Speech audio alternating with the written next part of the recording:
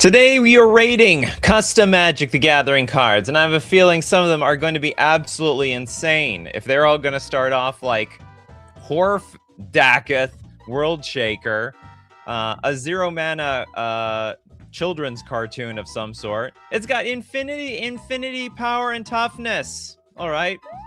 It's a legendary god. As an additional cost to cast this spell, pay also a lot of mana. Then what was the point of the 0-mana casting cost? You have to pay double white, double blue, double black, double red, double green, double colorless, and double snow. Now, if your opponent blinks, you win the game and they lose the game. Okay, we do have a bingo card for today, and the bingo card, not only that card at danger, but it's definitely an uncard. You can't have infinite power. The power has to end somewhere.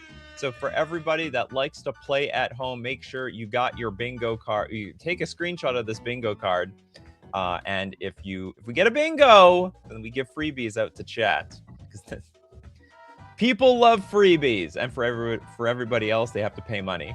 Okay, hold on. So from our last custom show, Brad had this idea: the origin of the slivers. Was supposed to get a freebie last time. We're gonna get the freebie today. What is this monstrosity? What is this? It's already gigantic word soup. I like the templating. Don't get me. I actually like the look of this saga. I think it's better than what the templating for Wizards of the Coast actual sagas.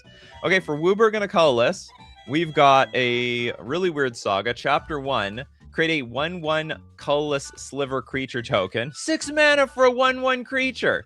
That's terrible value. Chapter 2. This saga gains: if damage would reduce your life total to less than 1, instead exile a sliver you control and your life total becomes 1. If you can't, lose the game. If you can't, I guess you lose. You just lose the game. You may not exile this saga in this manner. Chapter 3. This saga gains: whenever a sliver you control leaves the battlefield, tap target permanent an opponent controls. This saga gains: if an effect would create tokens or put counters on permanents or players, you may do 3 times as much instead. Chapter 5. For Wooburg, create 3 1/1 colorless sliver creature tokens. And Chapter 6. Wooburg, sack a sliver, put onto the battlefield the first sliver token. And also for 5 mana, sacrifice 9 slivers, put onto the battlefield a sliver queen token. This card is just absurd. I mean, it's just absolute how do we even get to the second side of this damn thing? I don't even know how to flip this thing. On the other side is the Absolute Realm, a legendary kindred artifact. This is a land.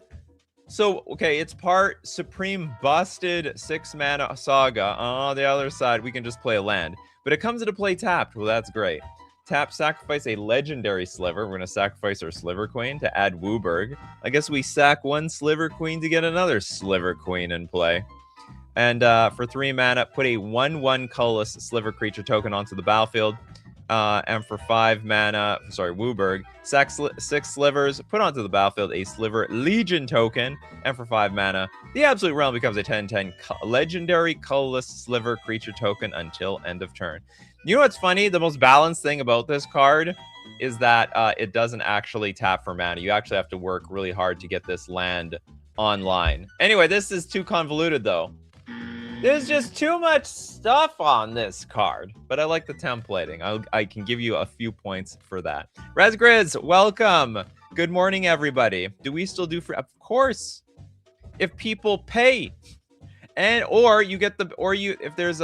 we get a bingo. If there's a bingo, you get freebies. Also, you could just be really high up on Reddit. You could be popular on Reddit. Like Sarah's Angle? Not Sarah's Angel, it's Sarah's Angle. This is a 4 mana 4/4 Angel Illusion. Did they just misspell Angel in the text box?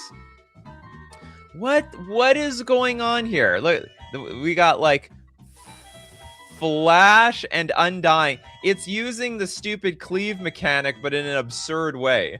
So if we remove the brackets, it has flying. Otherwise, it has Flash, and Undying at the same time. It also has Okay, so normally it has Vanishing. How does the cleave work? You may cast the spell for its cleave cost. If you do, remove the words in the square brackets. Okay, so normally it has Vanishing, 2, Island Walk, and Menace. But if we remove the brackets, it's Vigilance. Oh my god. I hate it. I hate everything. I hate everything that it was trying to do. This is awful. I hate cleave so much. It makes it so hard to read stuff. This takes it to a level further. This is cleave squared, or even cleave cubed. Why did we have to do this? Yeah, this is just hacking and Fallout. Okay, that's funny, but talk about the reason why cleave is a bad mechanic. Imagine translating this stuff. That's true. This is untranslatable. You know, Magic the Gathering is played in more than just English out there. How would you do this in Japanese? How would you do it in Chinese? It would probably be borderline impossible. I feel like this is code of some sort of figure out the brackets or something. Yeah, it's like leet speak for the most part. Okay, we have super chats. I know. Okay, so they're not showing up in the stream right now, but I know Bacon Catbug has some super chats, and that starts off with the Divine Aegis, whatever that means.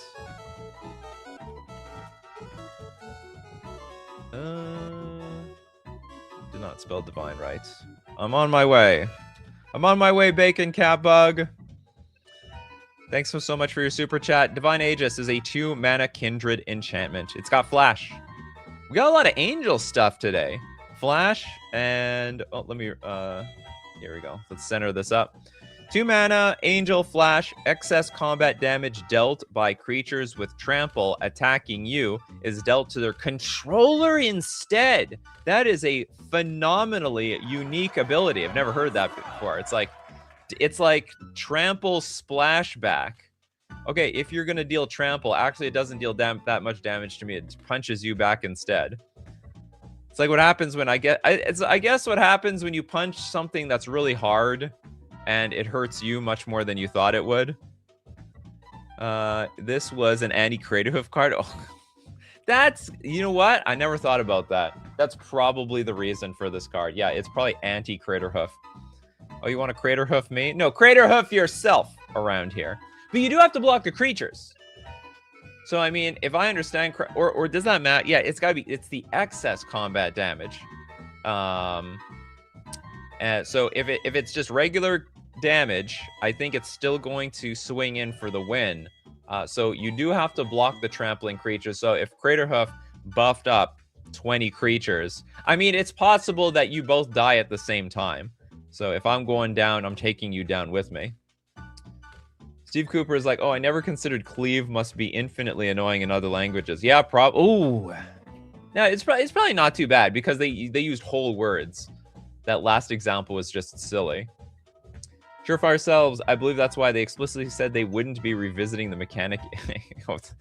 Yeah, well, we gotta dump cleave. Cleave was a stupid mechanic anyway. Steve Cooper says, you can't trample me. My creatures are roadblocks now. Elixir says, you can assign as much damage as you want to a creature. If I attack with a trampler, I will not take any... Oh, that's right, Elixir! That's actually so true. They changed the rule. You can put as much damage onto the creature now. These are like things that you wouldn't know unless you're like a draft player. Are you a draft player, Elixir? Do you cube it up? Are you a huge fan of the pre-releases? Are you a sealed master? Yeah, you can overassign the combat damage now. Like those things we don't really understand in Constructed so well because like it never really comes up. It doesn't matter. Like, what am I gonna use? Use a pump spell or something? You know? I don't pump spell up anything in Constructed Magic, but they have interactions like that all the time in Limited. This specifies excess damage. No, yeah, but that's the point. You just would never... Oh, and it has flash. Okay, excess combat damage. No, but you would only do this at the combat damage step. So, person with Crater Hoof attacks. I make my blocks. They pass priority. I play Divine Aegis. And then they assign. And then when we go to combat damage, they just assign all the damage to the creatures. Then this would do nothing. Okay, so this card is super legal because it doesn't work. Would not do anything. Not much, mostly Pauper and Commander. Oh, Elixir is just sharp with the rules. Bacon Catbug, you are never late. We just refuted your card. It's useless. It does work? No, it doesn't, because the opponent can assign all their combat damage to the creature, and it will deal no excess damage beyond that. Yeah, even if you over-assign damage on the creature, that's still... Oh, really? Okay, so we're refuting the refutation. Even if you over-assign damage on a creature, that's still excess damage. Why? Why is that considered excess? It says excess damage to a creature backlashes too. If this is really how the game of Magic the Gathering works, this is just weird. It still protects you from the trample damage. Well, no, well, not really. Yeah, it will always protect you from the trample damage. Okay, Bacon Catbug says, I worded it this way because that's what the comp rules say, hence the reminder text. Okay, the trample damage and damage beyond lethal damage to a creature are excess damage. Okay, I guess it works in a weird way. I really need a judge for this one. Judge it up. Okay, next, we've got a freebie section. Leyline of the Sphere. Sounds ominous. 4 mana enchantment. If this card is in your opening hand, you may begin the game with it on the battlefield. Spells cost 1 more to cast. This sounds terrible. This is an outright awful card to exist. This is just brutal. Don't worry, Elixir. You and me both. I honestly, I want to say that this is sort of broken. This is just This is just a terrible card to exist. See, I know it seems super abysmal. Do we need to hate Storm even more? What do you mean Storm? You're just hating on people in general. Like, screw your Mana Dork. Screw your, like, Mox Diamond. Screw your Soul Ring. Screw all forms of ramp. Screw curving out. I mean, so if you had enough lands in your hand to, like, basically play the early parts of your game so that you can ramp into the later parts, this would actually prevent you from doing that. Your one land hand with your Soul Ring and other mana ramp cards are just garbage now. Sounds like it is intended to stop turn 1 wins. It'll do that. Oh, it will drag the game out badly. And what if... No, okay, now, like, you don't... This is not legendary. You can have multiples of this card in your hand in your opening hand. What if you start the game with, like, 2 of them? 2 of them would be brutal. I think people... Okay, so maybe in Commander, this card looks fine. But in like, 60-card Magic, I think this card is just... It's, like, so bad. No turn 1 Soul Ring. Yeah, imagine this in the 60-card formats with 4 of these in your opening hand. It would be the most miserable, at least it's symmetrical. Oh, thank God. We got that going for us. It's symmetrical. Winner, as a white mage, I don't see the problem. You know, taxing effects on turn 0 is not very friendly. Shinobi, Lily, I wouldn't even say it's fine in Commander, to be honest. Lil MX Doom, this card would get... You think this is a bannable card in Commander? Staring Contest, The Gathering. The good news is your decisions will be easy. Land go. Land go, land go, land go. Oh, did I draw land? This hard punishes the people who skimp on lands for their deck building, because you're going to need them. You're going to need them. I mean, you're going to need at least 2 lands to get out your first Soul Ring, and then maybe it sort of works out. What if it was for non-creature spells? Probably a lot more fair. So now we are just literally hating on people who are trying to play unfairly. And you know what? I could almost get behind that with the Leyline of Sphere. Shinobi Lily, if it was symmetrical, it would be banned, but currently it is just a bad card. This card is ruthlessly strong. Red found dead in a gutter out back. I don't know what the hell you're talking about. Blast Offer says it wouldn't be banned, but it does not get your friends. No, I don't think it's going to get anybody. Okay, Leyline of the Sphere. This is like a card that, like, maybe they would actually print. Maybe not. Like, this is so bad in 60-card Magic. It's so ruthlessly ugly. But I don't... Yeah, this card might be strong in, like, decks like Tron, where you're going to have, like, a lot of mana anyway. and you can like really cheat on mana, or you have like soul lands, yeah, this card would actually probably not get printed because of 60 card magic, in my opinion. It's an interesting design though. Probably some tweaking, and it actually could be like a real card. I pay 5 and cast Armageddon. Ugh. Shinobi just loves the ley lines. I love the ley lines, but they are hard to balance. I think there's a lot of unique ley lines. This one just needed to not be so ugly. This ley line are bad design in general. Well, you know what? Isn't there Thorn of Amethyst? Isn't that 1 mana, or is that 2 mana? Maybe Thorn of Amethyst is like 2 mana, I think it's 2 mana, which makes it somewhat fair. It doesn't get out super fast, and it also basically taxes you at least by turn 2. Tried to make some myself, but need a lot of revisions before I share those anywhere. Ten Yushing, welcome and good morning. Anyway, ley line to the sphere. This card's not real, but there are many ley lines you can get. You can get them at fusiongamingonline.com, today's sponsor. Deal of the week this week, 20% off all playmats. It's a weekly deal. Not to mention, the Fusion Open is coming up September 12th and 13th. I got to get my Commander Modern cards, maybe even Standard, but I'm not entirely certain about that.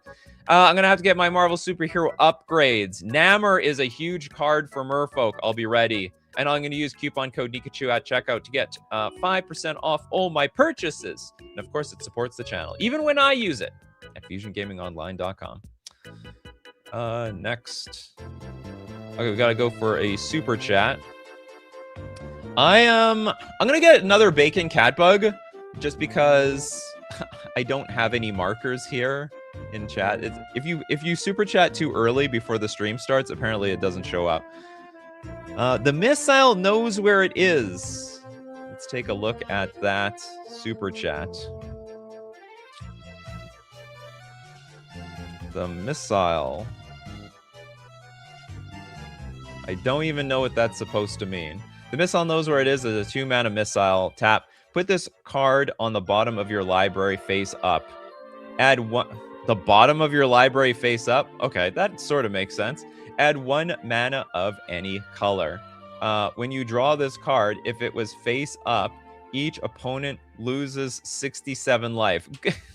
What was that supposed to be? Like a super meme? Oh, we got 6-7 going on over here. Add Thyme. It is a text-to-speech meme. The missile knows where it is. It's interesting how this card is in the deck face up. Well, hold on, like, wouldn't that just create like a bunch of cheating? What's that? I think that would create like a bunch of cheating because like you know where it is when you're shuffling your deck. So you're shuffling, you just know exactly where the missile is. Not only does the missile know where it is, you know where the missile is. Oh, I guess I'm just... And someone can cut directly to it if they really wanted to. When you draw this card, if it was face up, someone can collude with you to cut the card directly on top. Black likes the flavor text. By subtracting where it is from where it isn't, or where it isn't from where it is, whichever is greater, it obtains a difference or deviation. You still need to shuffle correctly. Yeah, but somebody needs to cut your deck. You know? Sure, you can shuffle properly while knowing exactly where the missile... You can shuffle it randomly, but then someone can cut... They can cut it. Look, personally, I will cut marked-looking cards to the bottom of my opponent's decks. Oh, that card looks a little too ratty. Must be a good one. Or maybe marked by my opponent. To the bottom it goes. Bingo, uncard. Well, unfortunately for you, the uncard was already taken. You've already been uncarded before the uncard started. I think this is an illegal card. Illegal. Yeah, but it is an uncard. Okay, next back to the freebie section. We have, oh my god. Steve Cooper, did you have anything to do with this? We got Raccoon. Is a green 1/2. You may eat garbage for free during your turn. What's with all the uncards today? During your turn, artifacts you control have tap, sack this artifact, you gain 3 life. You know what would make some sense? If you if you like tapped it, exiled a non-creature card in your graveyard, and you gain 3 life. I think that would actually be super flavorful because the raccoons go after garbage. But then I don't think they eat dead bodies. They'll eat everything else. That is a garbage card. Maybe it's not. Well, okay, it's not. I guess you may eat garbage for free during your turn. I guess that's an ability. During your turn, artifacts you control have tap, sack it to gain 3 life. You've seen this? I've not seen this meme. Am I just out of touch these days? Am I just too much of a boomer? Makes sense to me. Good card. Flavorful garbage. I mean, it's not useless. It's a doable card. It's a super doable card. And it's cute looking. Next super chat we got from the big Nate with Basic Moon. I might not be in chat when you get to mine. I'll catch your thoughts on it later. Basic Moon. Basically. Can I find it? Was it posted recently?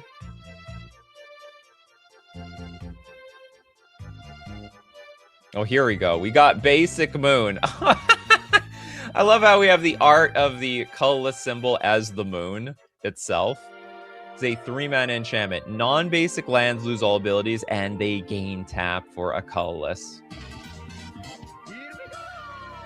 I mean, honestly, it's just Blood Moon. It's a stronger Blood Moon, effectively. Arguably a strictly better Blood Moon. Nothing fancy, just basic. Because the magic of Blood, or sorry, I would say the downside to Blood Moon is you can still cast red cards.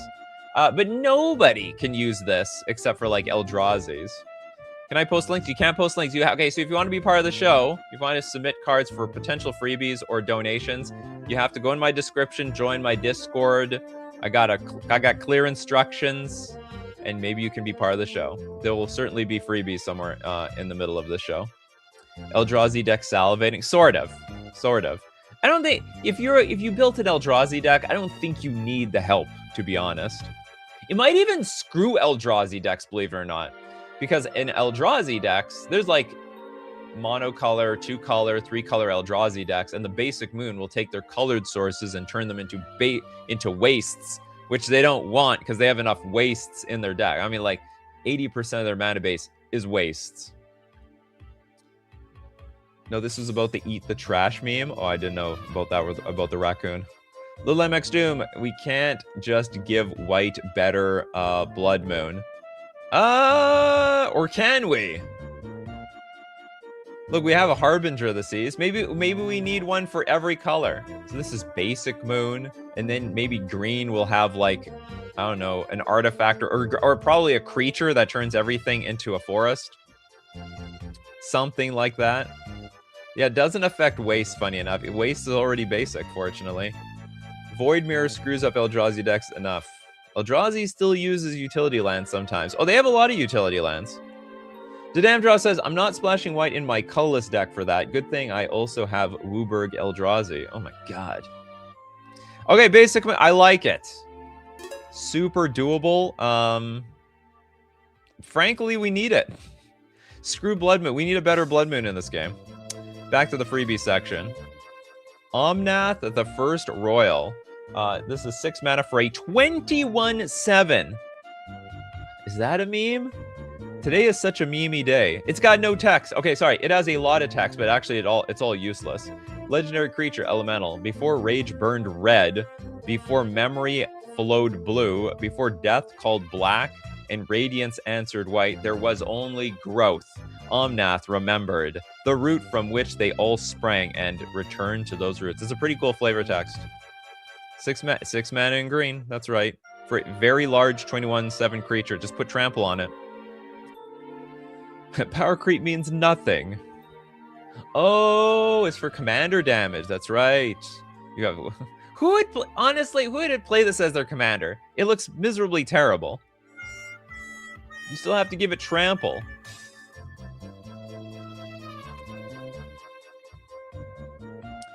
This is Omnath before/after he gained all the colors. Oh, are they trying to insinuate that like Omnath was the origin of the universe or something? Before Omnath invented black, blue, red, and white. There was green, and it was good. And Omnath was bored and decided to make blue, and it was good. And invented the counter spell, and it was also good. This is broken with Ruxa, 2-card kill combo. What are 2-card kill combos illegal? I have to admit, this sort of is a 1-card kill combo. Just get into the red zone and then they're dead, right? This plus Critterhoof Behemoth? What's with you people? You all act like 2-card combos aren't allowed to exist. The first Omnath should be colorless then? Well, this card is trying to imply that it started green. You know, it was born green. Shinobi Lily, this is a good card, to be fair, just because of the stats. Is that enough? Dude, in my mind, you just chump block this thing. This thing sucks. I mean, I would have to see it work. You know, for people who build their entire deck around their commander, this commander doesn't even do anything. Like, it doesn't have trample, it doesn't have haste. You gotta play it and wait till, like, next turn to swing at someone. Even if you gave it trample, they can chump block with a 1/1, and then you only deal 20 commander damage. So it's probably, like, it still requires a few turns to actually get in the kill. Fire, it kills anything it comes in contact with. Not really. Well, I mean, at 7 toughness, it might go down with it. But it has awesome flavor text. Yeah, that's got you can whenever you kill somebody, you can recite the entire flavor text. Ten Yushing, there are a lot of green cards that care about power. Yeah, but they also care about other stats. They can't chump if you flash in my first card. How is this a mythic rare? It's Omnath. I get some sense like it's a flavor mythic. You know, they can't make Omnath the uncommon. Omnath's not that uncommon, people. Black Rabbit of Inlet says it looks like the Erd tree from Elden Ring. Whatever. Okay, it's super legal. I think it sucks though. It sounds you guys are making it sound like it's broken. Like we gotta ban this thing. But I don't think so. I don't think it's that big of a deal. The damn draw is like anyone who plays Yargle and Multani would probably play that. But no, but you get more colors with Yargle, right? Isn't Yargle and Multani like a 2-color card? This is just mono green. So you have, it's like I would say it's strictly worse. But you know what? To each their own. You want to play this thing? You go for it. Okay, next up in the freebie section, we got Stormtrooper, a little Star Wars action today. It's a white 2/1 human soldier with squad 1. Okay, that actually there's probably a lot of overlap between like the 40k mechanic cards and Star Wars. If Stormtrooper would deal combat damage, instead it deals that much damage to any random target. That is so funny for anyone that understands. Like Stormtroopers, it's funny. Villains have terrible aim. It's like, well, I mean, I guess the heroes have plot armor because they are the heroes. You know, if it was a story about them dying in the first 10 minutes, then it wouldn't be much of a story. This is a story who survived all odds. No matter how many times they got shot at, they never died. Yep, that's true. Huge flavor win. Don't forget about the bingo card, people. You want those freebies? You need to fill up this bingo card. Fill it up. Huge flavor win. Stormtroopers have terrible aim. I don't know if they've ever shot anything. Have they successfully killed anything? There's sometimes a big pile of Jedi in a arena and they can't kill them. El Winter, it has to be that way if the hero dies in the first scene. Yeah, where's the story? The damn draw says pay the squad cost any number of times, create that many copies. I mean, I guess, yeah, if you have enough stormtroopers, if you have an army of stormtroopers targeting a target, like someone's got to hit it. They killed the sand people. Gillum, it's because they have crappy mask. They can't see crap in there. Who designed this stupid thing? Stormtroopers have perfect aim off screen. Yeah, so wait, what are you trying to say? It's Schrodinger's Stormtrooper? So like if you, when you're staring at the Stormtrooper, it's random, but when you're not looking at the Stormtrooper, it's shooting perfectly. It gets a little nervous when you're looking at it shoot. Every stormtrooper gets nervous when you're looking at it aim. Weirdest Convoke Enabler. They killed the shit out of Aunt Baru and Uncle Owen. Yeah, I guess so. They did that. What did I miss? Well, you haven't, you missed some stuff, but that's okay. There's always a replay. Black Rabbit says there's a theory that Vader purposely confused the troopers around him because he sensed his connection to Luke and Leia. Oh, interesting. Also, they have the Force too, you know. They might, you know what, something subtly, they might have been a little fast. They had their own Jedi senses to avoid getting shot, but I can't say the same about Han Solo. Anfadias, apparently they made the clones to have terrible aim, but just for the Jedis until they give the Order 66. Yeah, that was a bit weird in my opinion. They give Order 66 and all of a sudden the Jedis, they just die. Like, they're just terrible. You know, under all other circumstances, they can block everything. They can block a million stormtrooper shots, but then Order 66 rolls around and they all die. It's like they get stabbed in the back. They didn't see it coming at all. 10, there's no bingo for talking about the lore. Sorry about that. Emmy says they wanted Luke and company to reach the Falcon and escape. They had a tracker there to find the rebel base on Yavin 4. Oh, it was a trap. The troopers in the opening shot 12 times and took out 36 people. Oh, which one? Oh, you're talking about in episode 4.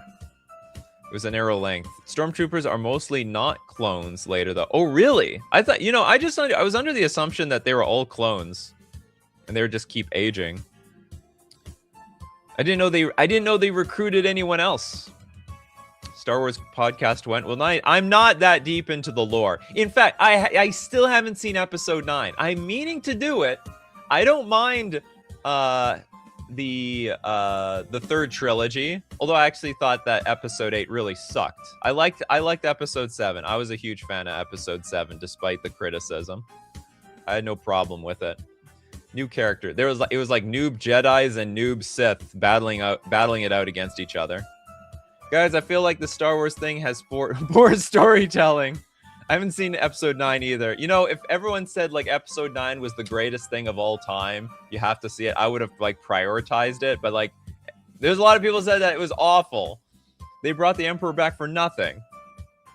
Nikachu doesn't know everything about everything. What a dingus. Well, the deal is like the Star Wars lore goes really deep, and like I just know the lore at a very shallow level. Fan factor: only Yoda was able to use the Force to know 66 was about to happen.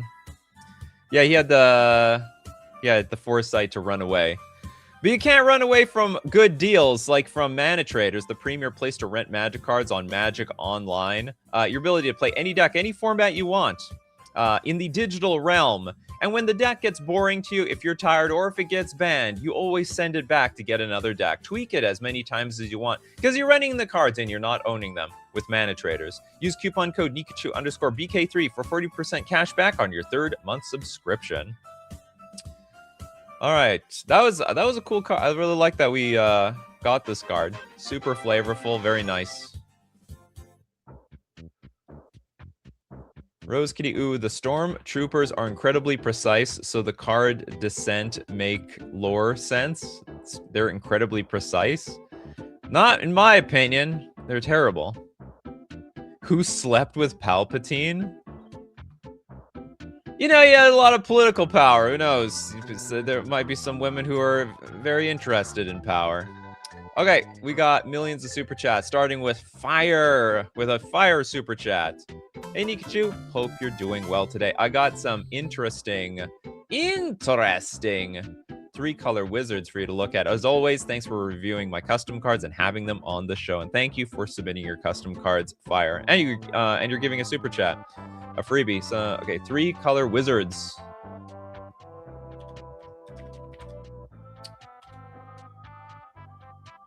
Interesting 3-color wizards, not boring 3-color wizards. Okay, we got for 3 mana, Luvia, Monstrosity Maker. Looks like a 2-headed ram of some sort with a snake for a tail? What's going on in that art? It's a 3/3 human wizard with menace. Each mutating creature spell you cast costs 1 less to cast if it targets a mutant. This sounds awful to me.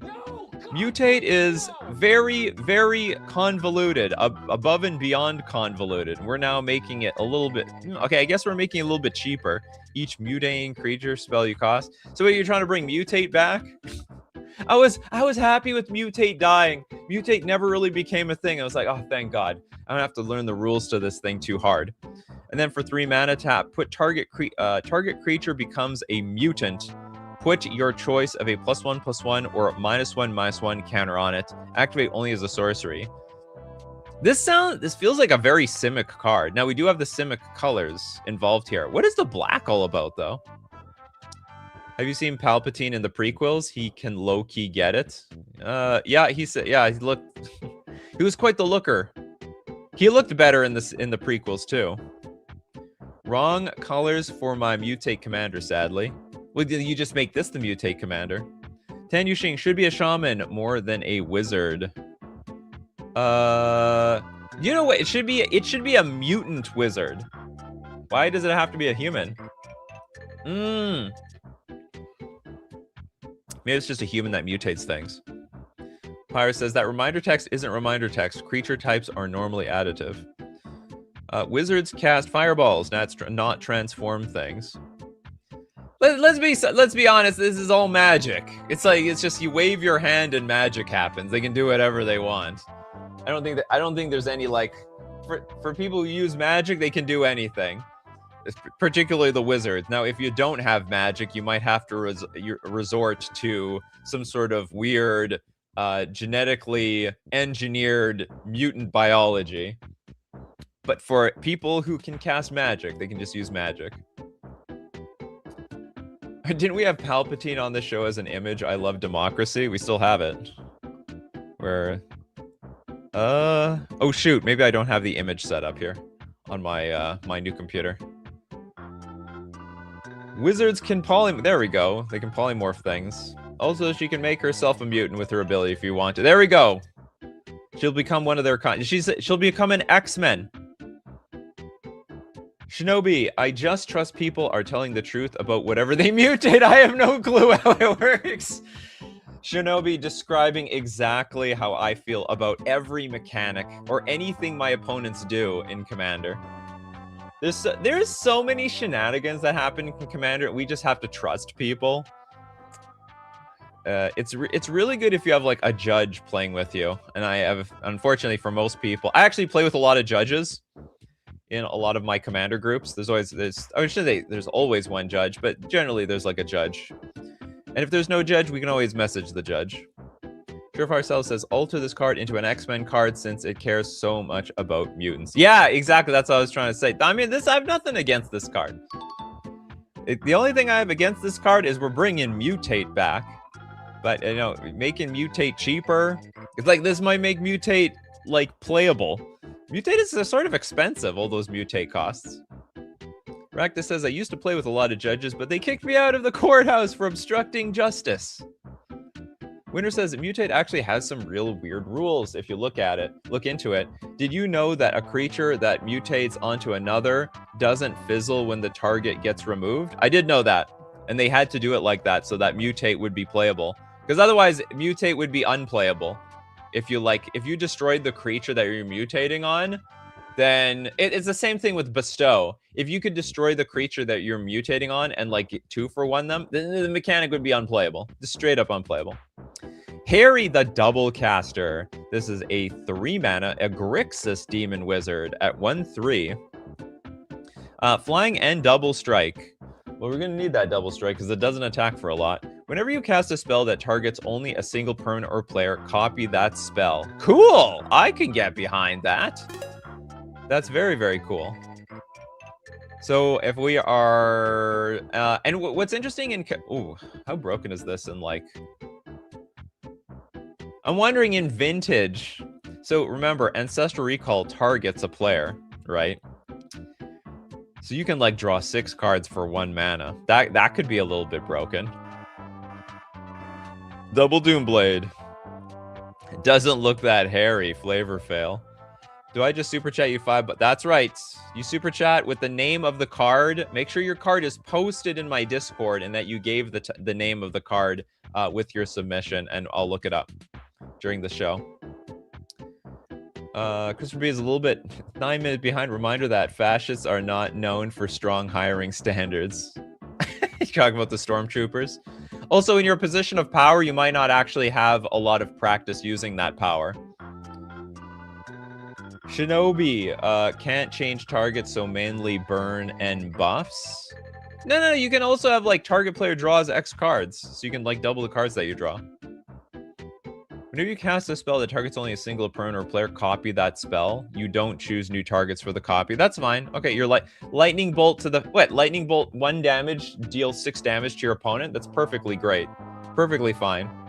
Okay, I actually like this card. I think this is cool. I think this is a great card. Interesting to see what they would do in Vintage. It might actually be very Vintage playable. And not to mention, it would make... Like, single target stuff isn't very good in Commander. So this actually might make that single target stuff even better. You could get 2... What's called Villainous Wealths. That might be strong. Okay, next up. Who do we got next up? We got Little MX Doom with the Devilish Dealer and Enchanted Bookkeeper.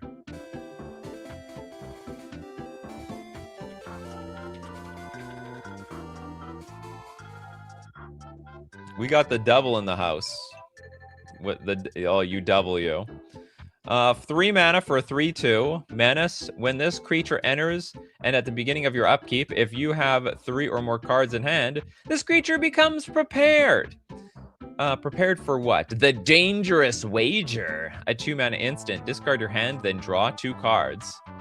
Oh, wow. This is a great card. This is a great idea.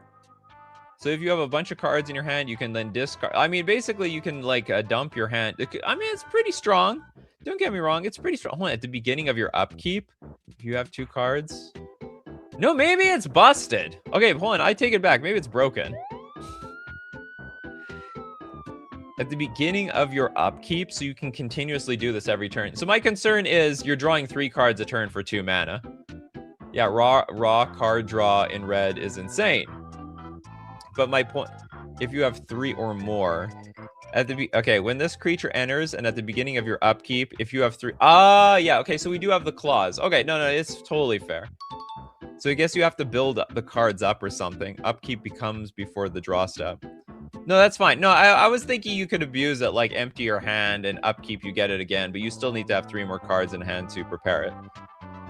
It's like that one case. I guess what you have to do is just not play anything. Or maybe it's like Library of Alexandria, where you just keep 7 cards in your hand and you keep milking that Library of Alexandria. Not that Commander players have ever milked Library of Alexandria because it is banned in that format, but you milk it.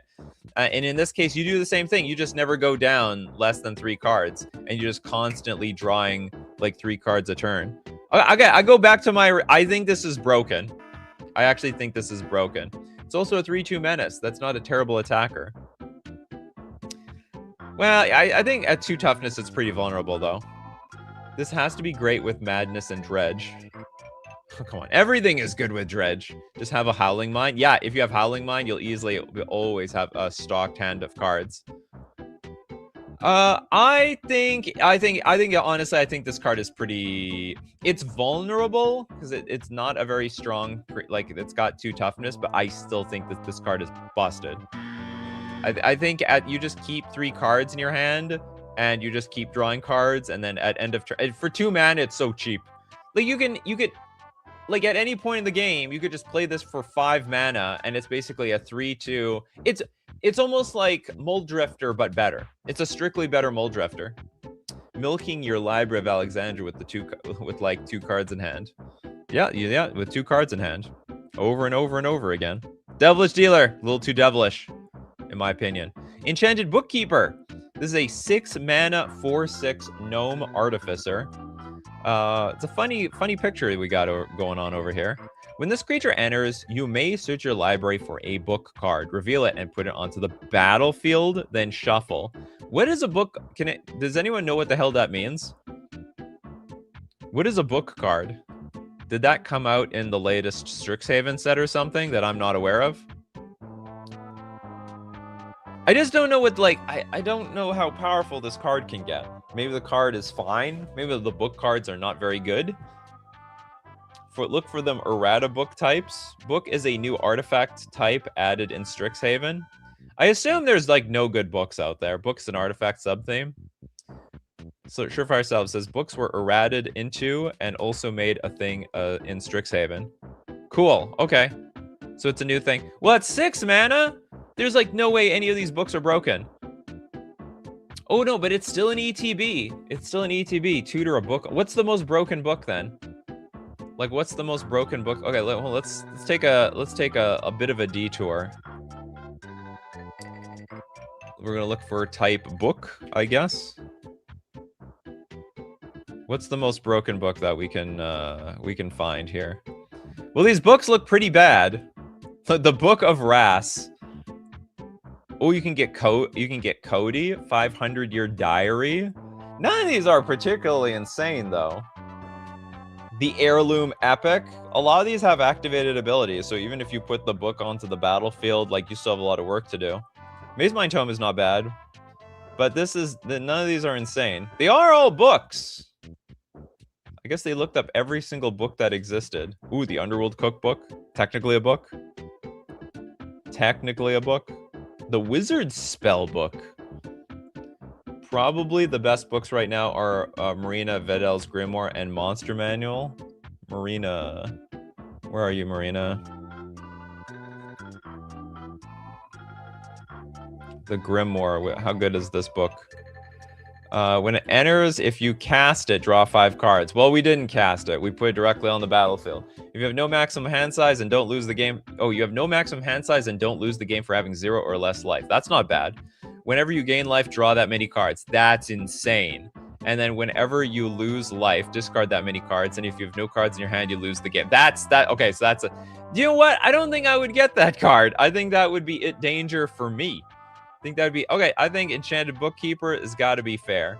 And pay 2 mana, tap, untap target artifact, go for it. All those artifacts are pretty clunky. If the One Ring was a book, this card probably would be broken. Equipment and bows and swords. They are books because they needed to have that tag for design. Design is just getting more complicated as time goes on. Next up, we got Raktus. Thanks so much for your super chat. My favorite manhwa is getting an anime adaptation, so some cards to celebrate, starting with No, the Fearsome Memphis, and Piaro, the Unyielding Farmer.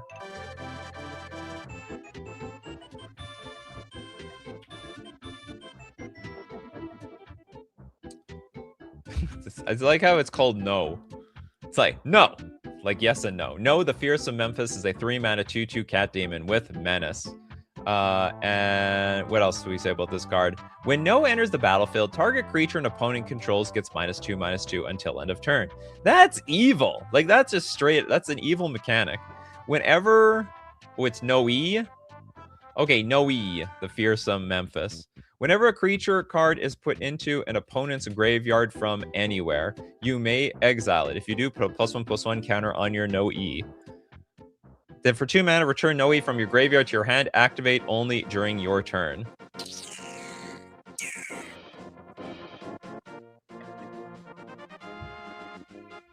I hate that. Well, okay, it doesn't have flash, so I guess it's got that going for it. I just hate like these creatures that like ETB, kill your creature. And there's a good chunk of creatures that are like 2 toughness, even though the toughness on creatures are getting bigger and bigger. It's slightly pushed. I don't like that it hasn't this ETB, but it's clunky.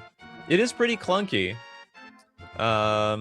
Whenever a creature is put into an opponent's graveyard from anywhere, you may exile it. So it's like partially like Leyline of the Void, and it gets bigger by itself. And for 2 mana, return No-E from your graveyard to your hand. So not back onto the battlefield. Wow, Ravenous Chupacabra with upside. Isn't the Chupacabra just strictly destroy target creature? This one is give -2/2. I think it's a bit strong. I would say it's doable. Put this in a commander set and please don't put it in standard /modern, and I'll be and pioneer, and I'll be fine with it. It's got, well, you know, like look at like Dothy Voidwalker. It's literally covered in text and it's a 2-mana card. So I mean, this is just the norm that we live with these days. Enfidia says, it dangerous? What if you blink it to clean the board? Well, you'd have to blink it repeatedly.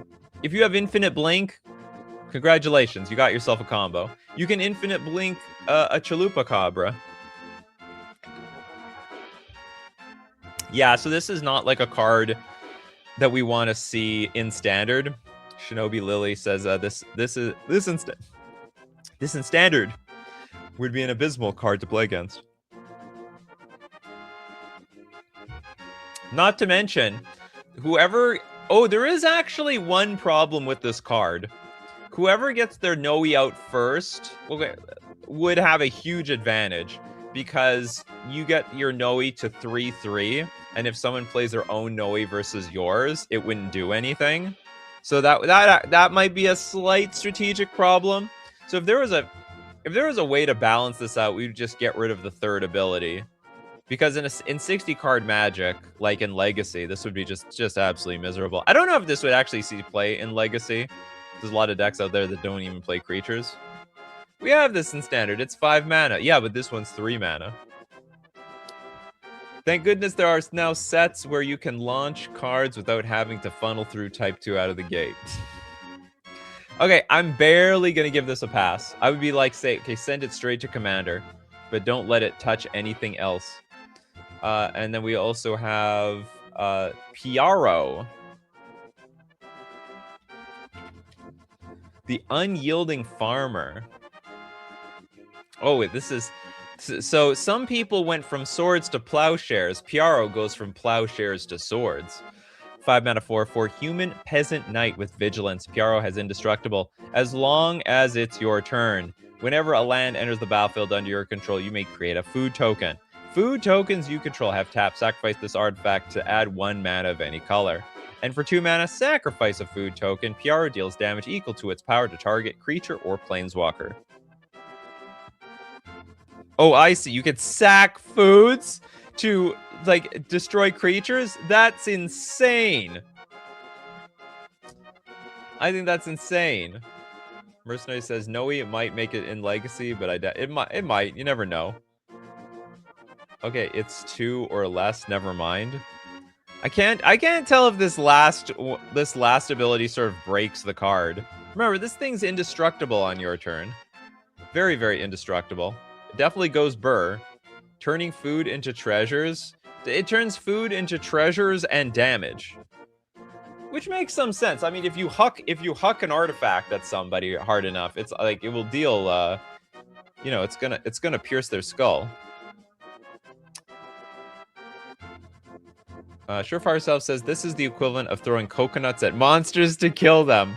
Maybe that might be flavorful. Shinobi Lily, food into treasures is strong enough, to be honest. Academy Manufacturer goes burr. Oh yeah. Oh, Academy Manufacturer is gonna have a hell of a time with this card. Although remember, this card only abuses food tokens. Throw apple for 4 damage. Throw coconut. Throw watermelon. I mean, AVGN breaks a window with a newspaper. What, angry video game nerd? I haven't kept up with that guy for the last 10 years. He was one of my favorites at the time.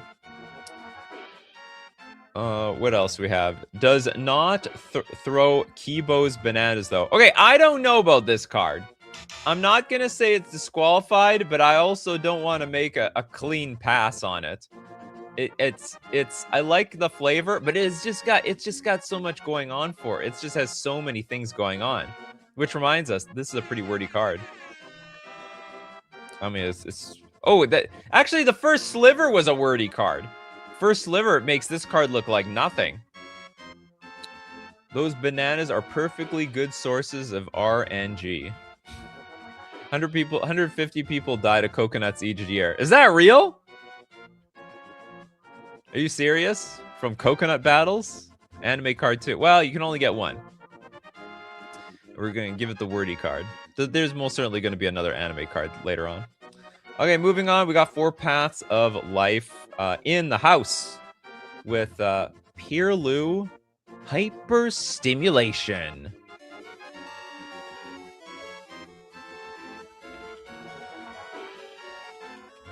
And also sacrificial detonation.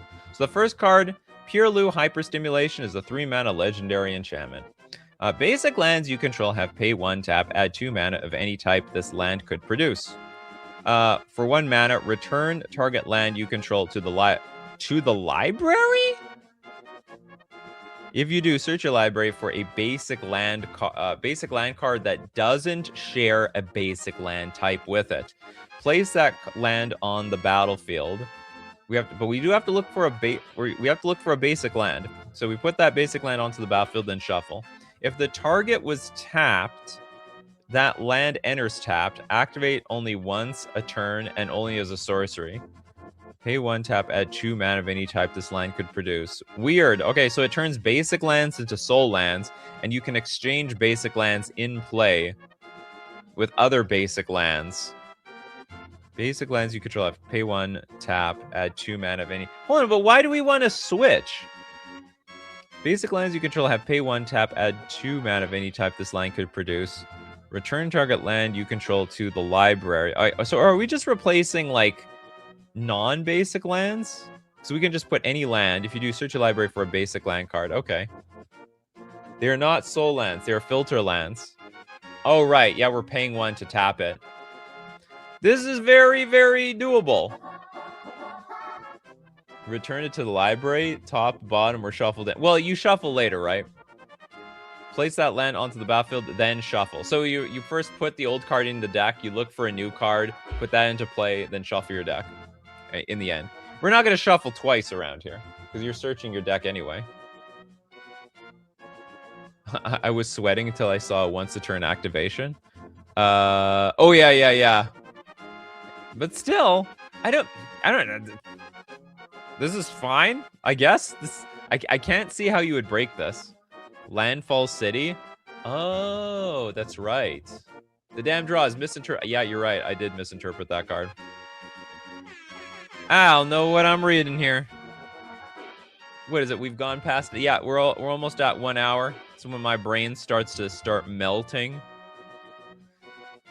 Then you earthbend. Tan Yushing, I could just cast Kodama's Reach to get 2 basic lands. Joke's on you. There are real cards out there that already get more basic lands. All right, hype your stimulation. Get it stimulated as you want. Stimulate yourself for passive life. Stimulate yourself all day. Sacrificial detonation.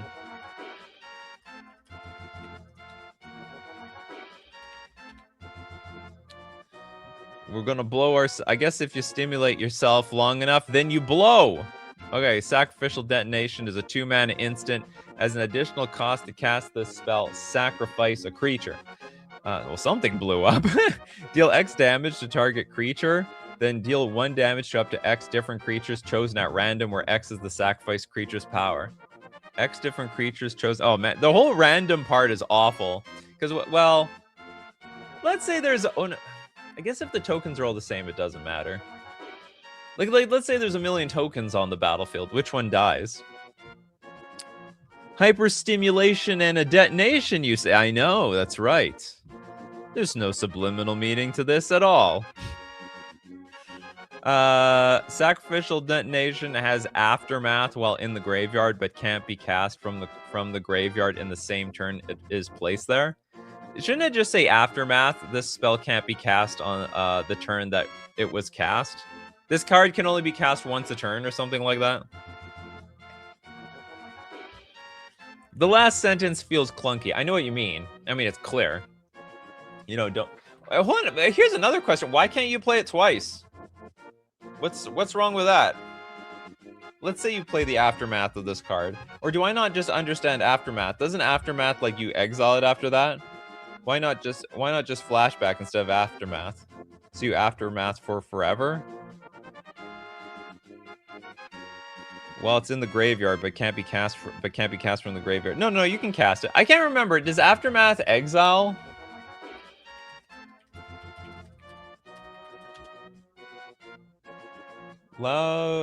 There's a keyword ability found on split cards that let you cast the second half from your graveyard. First you cast the top half.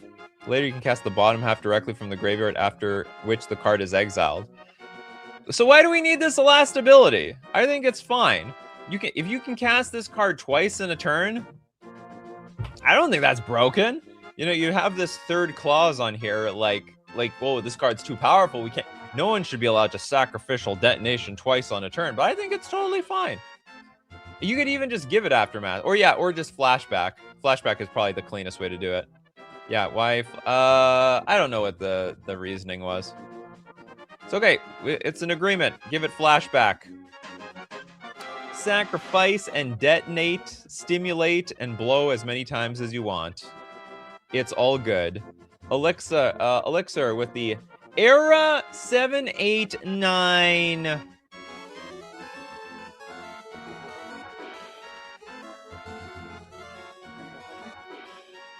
We got 2 cards here.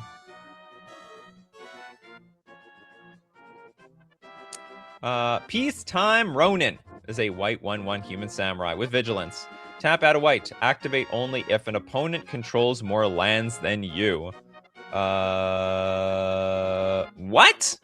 This is very flavorful to white. White seems to have, at least back in the day, and maybe they should bring this back. White had a lot of cards that gave you an advantage if your opponent had a mana advantage over you, like land tax. So this could be another card like that where, okay, this card, you can have it on the battlefield, you can attack with it, and also, if your opponent who happens to have more lands than you know it's a cheesy thing you could do. If your opponent has 3 lands, you have 2, tap this for mana, then play your 3rd land drop for the turn, and then tap and play like a 4-drop. This is flavorful card on par with land tax, says Mercenary. Beautiful flavor text. Swords to plowshares, battlefields to gardens. Very, very nice. Yu-Gi-Oh style drawback. Is it? How is it Yu-Gi-Oh style drawback? Or you talk about the last card where you can't play it on the same turn? Maybe it was designed with Yu-Gi-Oh in mind. I don't really have anything to say except this is a very, very nice, super clean design. This is as clean as it gets. It even Zybers. Look, Bacon Kappa gave it a Zybers. Can't remember. That might have been our first Zybers all show. All right, Peacetime Ronin. We now move on to the Serene Maiden of Alacrity. It's a double blue 0/3 demigod, a legendary enchantment creature. Flash, non-land permanents you control lose. Activate only as a sorcery. Oh my god, what is gonna happen to this card? What does this break? This seems dangerous. To be honest, if you need to pair this card with another card that says activate only once each turn, that's basically like a combo. And by the way, you usually have to spend mana on those activate only as a sorcery. So, I mean, it's going to have a limit on it. Equipment. Interesting. Everyone's like assuming it danger. Okay, give me a card. Give me a card that this breaks. Give me one card in all of Magic the Gathering where its activated ability breaks it. And why is this non-land permanent? How about just every permanent? Surefire Cells says, this ability feels like we'd see it on the next Teferi Planeswalker in the future. But it only affects you. Non-land permanents you control lose. Not anybody else. Level up? You can level up things all the way to the max if you have the mana. Yeah, loses sorcery speed. Activate only as a sorcery. I don't know. Oh, I see. You mean level up? Like, okay, we can level up on our opponent's turn now. That, honestly, I don't think that would break this card. Surely this breaks something. Aggravated Assault becomes really weird. Oh, interesting. Getting combats on somebody else's turn. Is that what you're trying to tell me here? Aggravated Assault. Enchantment for 5 mana. Untap all creatures you control. After this phase, there is an additional combat phase followed by an additional main phase. Play this ability only anytime you could play a sorcery. Well, it didn't say you get the combat phase, so you can give other people combat phases. That would be weird. But it would be doable. Doesn't break the game or anything. You gift combat to your opponents. Yeah, we can finally give our opponents the gift of combat. That's what we needed to do all along. This card, I think, is cool. I think the Super Zybers.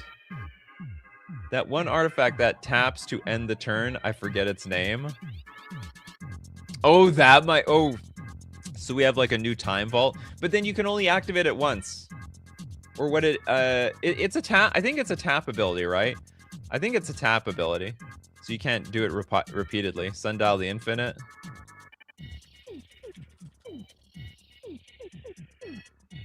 Yeah, you have to tap the card, so you can't do it infinite times.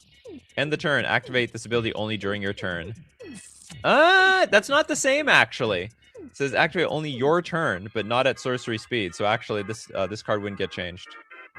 Sundial the Infinite. You got to think about it. I think this is a cool card. So far, nobody has been able to outright refute the damn thing.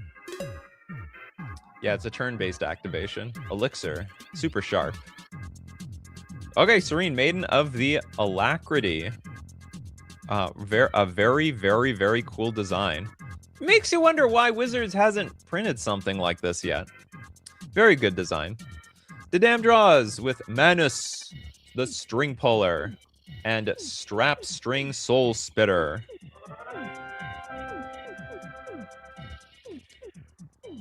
Manus! Or Manus? I don't know. Okay, Manus. This is a 6 mana 5/5 zombie construct. It's Lord. This is like the real Lord of the Zombies, and frankly, is like still connected to them, like a leash. They're all like dogs around there. Protection from white and from green. All non-legendary, non-zombie, and non-construct creatures have decayed. The first zombie spell and construct spell you cast each turn have Gravestorm. I don't remember how Gravestorm works.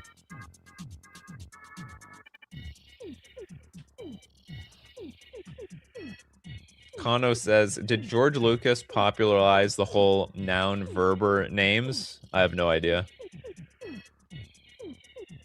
Conduit of Worlds has no more downside. Oh god, Gravestorm. I can't judge this card very well because I don't remember how Gravestorm worked. It's like, was it Storm, but for every card that like died that turn? Gravestorm is Storm for the number of creatures that entered just entered the graveyard, but usually died. Whenever you cast this spell, copy it for each permanent put into a graveyard this turn. So it actually could have came from your library. That's the difference. So not necessarily died. You could have like self-milled all those cards into the graveyard. Fascinating. Protection from white and from green, not bad. Protection from solitude and swords to plowshares. And this affects everything else. So all non-legendary, non-zombie, and non-construct creatures have decayed. So all the opponent's creatures, if I understand correctly, if they attack once, they die. That's what decayed is. Also, I think it can't block.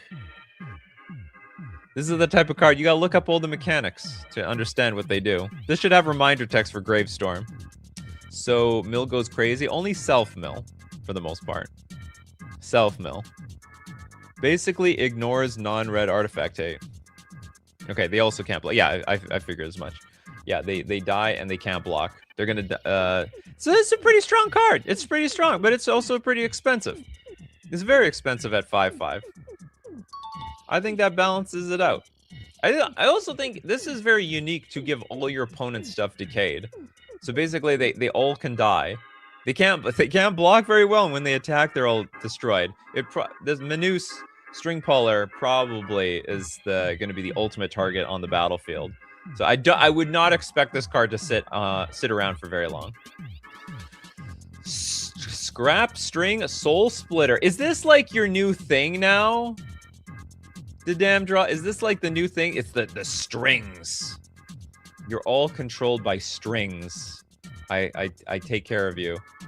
And the decayed counts towards Gravestorm. Oh, good God. So maybe it's actually broken. I made these like 2 years ago. It makes me wonder, how deep is your inventory if you made these 2 years ago? Okay, 5 mana for a 4/3. It's got Creature Offering. You can cast this spell as though it had flash by sacrificing a creature and paying the difference in the mana costs. Isn't that just Emerge? Sacrificing a creature and paying the difference in the mana costs. Between this and the sacrificed creature, mana cost includes color. If a creature dying causes a triggered ability of a permanent you control to trigger, that ability triggers an additional time. No, offering is a real mechanic. Oh, creature offering is real? Creature offering gives flash. Do we have a new keyword?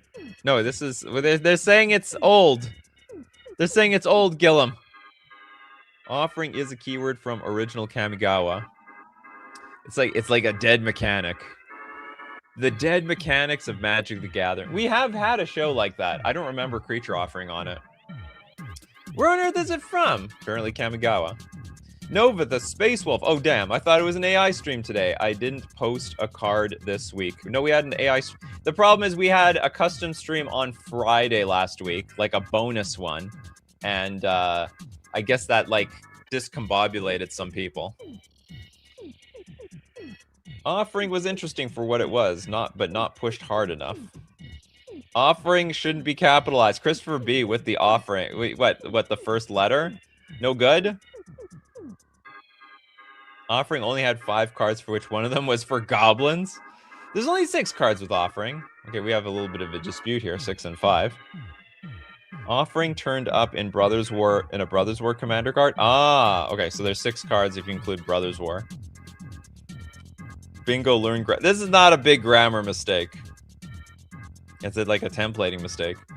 I remember offering used in the original Lore Winds and Fairies. Did they use offering there too? Or is it a different one? Okay, Scrap String Soul Splitter.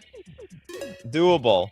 Play it for flash and double your opponent's sorry, not your opponent's, your dying triggers. Make them trigger a second time. Next we take a look at Surefire Selves. It's blue plus sorcery. What the hell does that mean? Intelligence Bureau.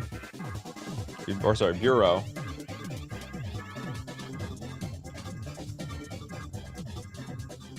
And Battle for the Time Rift. Intelligence Bureau is a blue sorcery. Look at each opponent's hand, the top 4 cards of each opponent's library, and any face-down cards on the battlefield or in exile. Scry 4 and Cipher. Look at each opponent's hand. This is an absolutely terrible card to resolve. Like, it's probably the worst card to resolve ever. So, okay, first up, okay, give me your hand. Look at it, because you can't show it to everybody else. Give me your hand. Okay, look at it. I'm gonna write everything down on a pad of paper here. Look at your hand, write everything down. Next, I get to look at the top 4 cards of your deck, top 4 cards of your deck, top 4 cards of your deck, and we have Cipher on top of all of that. Now, I don't think Cipher is all that strong. And then at the end, and then after you've considered all that information, you're going to scry 4. But let me tell you, that scry 4 is going to be really hard, because then you're going to start looking at everybody's deck again. You're going to look at their hands again. You want to reconsider all your options. It's a mess. Sorry, mess is not a good word. This is one of those sort of giant time-sucking cards. Just like how Sensei's Divining Chop can really suck up the time at the table. I think the same would be the case of Intelligence Bureau. Information Overload. Damn, no look at it in the bingo. No, not here. Yeah, no look at it bingo. Now all my manifested cards are revealed. Oh yeah, we get to look at the manifested cards. Gil, I'm a huge fan of Cipher. One of the worst mechanics, in my opinion. Just because it's just... the risk and reward is just awful. Cipher could be busted if it's not on a card that doesn't suck. Surefire Self says that should have been the name for the card. Oh, what did Shinobi say? Oh, Information Overload. Yeah, that would have been a sick Sick name for this card. 2 mana, the game takes twice as long. Yeah, look at that. For 2 mana, we spend 20 minutes on this damn thing. Okay, it's doable. It's a terrible design, though. It's a terrible design. It's just gonna take so damn long to resolve. And if at a competitive level, it'd be worse because you can write your opponent's hands down, and that might take a really long time in addition to everything else. Sure for ourselves, Battle for the Time Rift. We're gonna need that time because we just wasted so much of it on the Intelligence Bureau. Battle for the Time Rift is a 3-mana sorcery. Target player takes an extra turn after this one. They lose X life, where X is 3 plus the number of charge counters on Battle for the Time Rift. Discard a card. Put 2 charge counters on Battle for the Time Rift. You may choose a new target for it. Any player may activate this ability, but only if Battle for the Time Rift is on the stack. Interesting. Okay, what are the consequences of this thing? Oh, the 5-card name. Oh, we got a 5-card name. Whoops. We got 5 words in name. Okay, so target player. So it can be given to anybody. What's interesting? So this is partially a burn spell. Yeah, lightning storm. We meet again. Trying to think. Yeah, target player takes an extra turn after this one. They lose X life, where X is 3. Plus the number of charge counters on Battle for the Time Rift. Discard a card. So anyone could put charge counters on Battle for the Time Rift to give somebody an extra turn and blast them for death. Battle for the Time Rift isn't a battle. I will happily pay 9 life for 3 mana extra turns. Shinobi Lily, if you take an extra turn and die to opponents who discard their entire hand. Yeah, so I mean, I think this is just going to be a bigger thing to just give to somebody else. Couldn't you just kill this might be the most powerful burn spell. It's like Lightning Storm. Very similar. I might go as far as to say that the X shouldn't be as punishing. Like maybe it should just be sorry. You know, I misinterpreted this card big time. I thought it was like 3 per card that discarded. It's just 3 plus the number of charge counters. So each charge counter is 2 damage. Okay, so that might be actually doable. What's the equivalent for type line 6 plus? 5. It's also 5 card types. I don't even know how you squeeze 6 words in there. Broken if you are able to discard your hand to deal 3 plus 5 plus 7. Is it broken? You might kill off one person, but then you have no hand to defend yourself against the other 2. Joke's on you, Toilet Duck, because I've already misinterpreted a card, see? At the bottom over here. I misinterpret so many cards that bingo is useless. Very, very early into the show. Tan Yushing, yeah, opponent dumps their hand, I lose 15 life, but I will still take 3 mana extra turn. 3 mana extra turn. No, you're gonna die. That's the whole point. We did it. We broke one with nothing. What? What? You may choose a new turn. Oh, we also get to choose a target. Any player may activate. I forgot the target thing. Same thing with. That's the exact same thing as Lightning Storm. You can redirect it to somebody else. Okay, I don't know if this is dangerous or not, but it looks doable. Looks very, very. Yeah, it's Super Mind Games card. How much are you willing to pay for 3 mana? For 3. What is this 3 mana extra turn? I mean, target player takes an extra turn after this one. They lose X life, where X is 3 plus the number of charge counters on Battle for Time Rift. Discard a card. Put 2 charge counters on Battle for Time Rift. You may choose new target for it. Any player may activate this ability, but only if Battle for Time Rift is on the stack. Oh, you're just saying 3 mana extra turn. Okay, yeah, it's 3 mana to get the extra turn. I thought, you know what, it was being described as if you get 3 mana on that extra turn. I didn't get it. Next up, we got Razgriz with Nivdel, Agent of Lore, and Contract of Nivdel.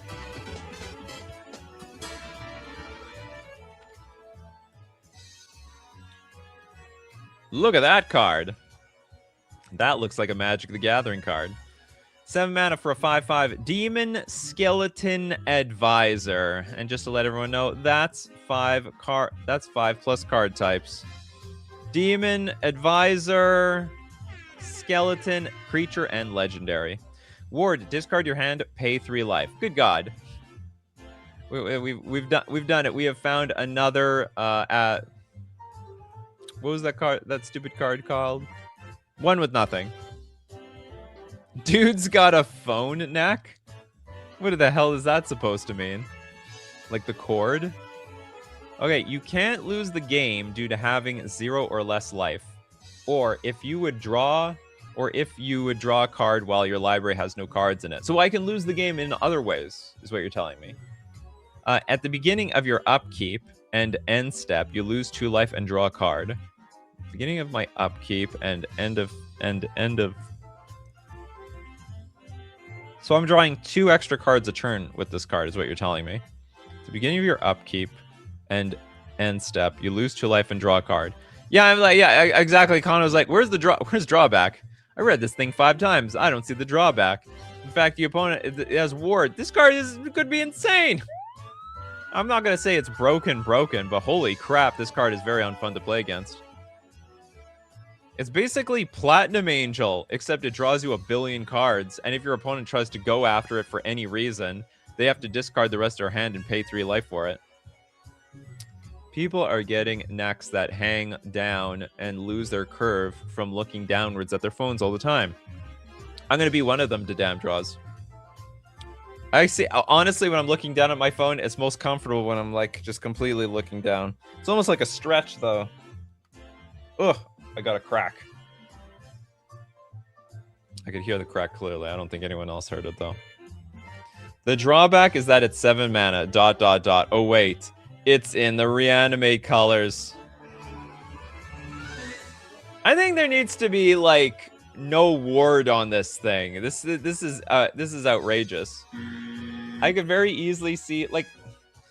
So my problem with this card is, like, you discard your hand to interact with this card, and then you, like, I don't know, you counter it, you protect it, and then, like, once you're ahead, I think you will just be permanently ahead of everyone, because you're drawing, it's like super consecrated, it's not super consecrated Sphinx, but it's like consecrated Sphinx, and you can't die, like, it's got like this ability that won't kill you. Alternatively, you could just say, if you would have, like, one of these has got to go. Like, either you can't lose the game for having 0 or less life, or you can, or I would say, I think you should die for having 0 or less life. You discard only 1 card, not full hand. Discard. Oh, you're right. It is only discard. Okay, maybe that's not as bad. Maybe the downside was not nearly as bad as I thought. The context for my cards is they were created for a power cube. Oh yeah, it's a super must remove. Okay, do you know what? I misinterpreted this ability again. Maybe it's doable, but it's outrageously strong. Just outrageously strong. I think the ward would be fine if it was discard a card or lose 3 life, not both. We're gonna have to live with it. If it gets destroyed, they're a sitting duck, but that's a lot of card advantage.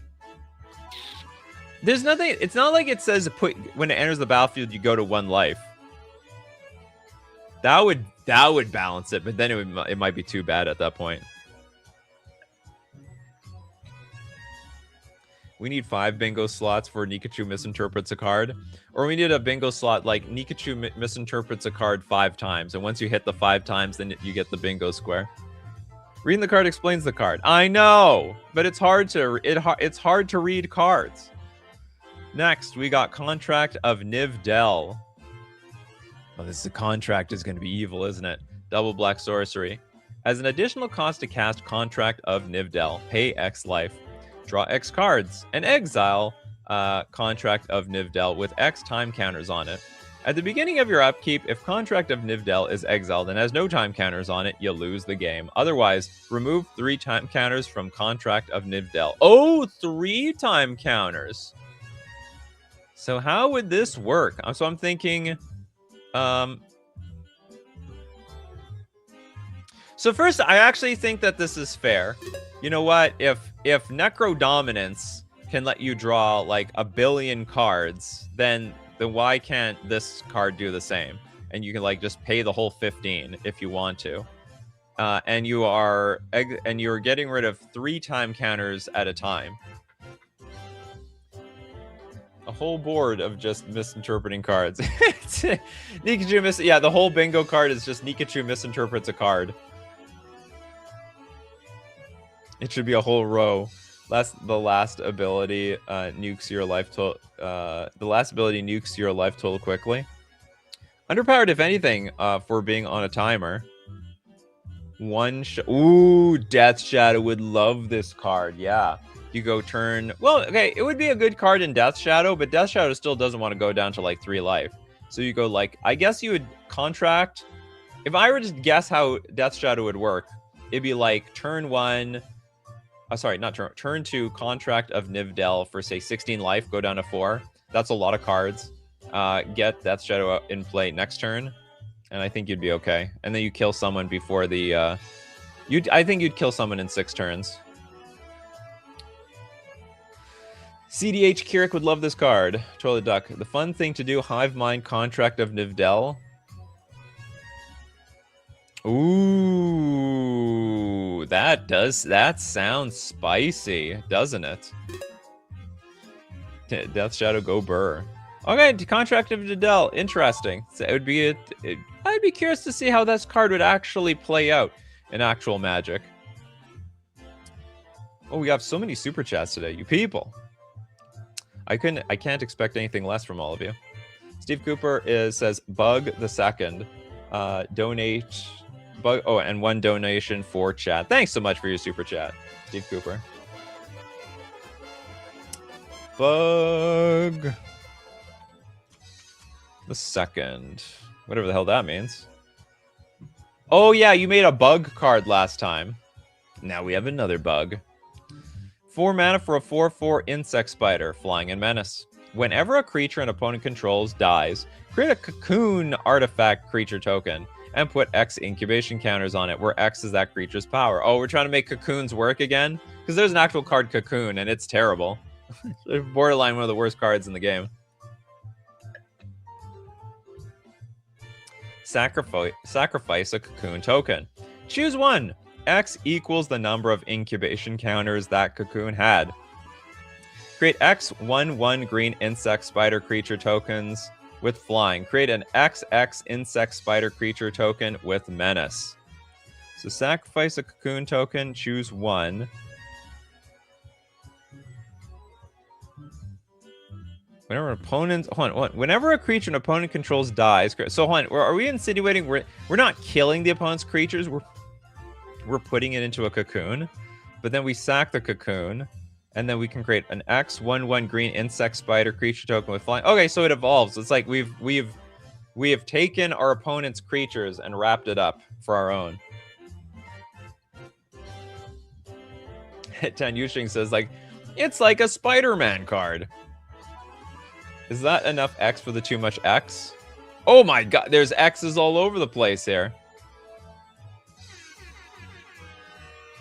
Generally speaking, once you hit 4, that's a lot of X's. Yeah, you fed it to the... Well, I don't know if we fed it to the baby spiders. Flawless... Yeah, the art. The art is an absolute banger. Doable. Very, very doable. Next up. John Kodiak. The Searching One and the Lost One. I have never had one of my cards here. It's one I made a few years ago. Thanks for your shows. Thank you so much, John Kodiak. Let's take a look at your cards. So you said the Searching One and the Lost One. Submitted everything. Oh! The Nightmare Before Christmas. I actually know this card. Finally, a reference that I actually know. Damn it. The templating. The templating. Can we see it properly? Yeah, we basically can see it properly. Okay, the Searching One is a 5 mana legendary zombie horror. It's a 3/6 creature. It's got hex proof, hex space proof. It's just one word, just to let you know. If you would draw a card, mill a card instead. Oh my god, I think there's a lot of people who would love that card.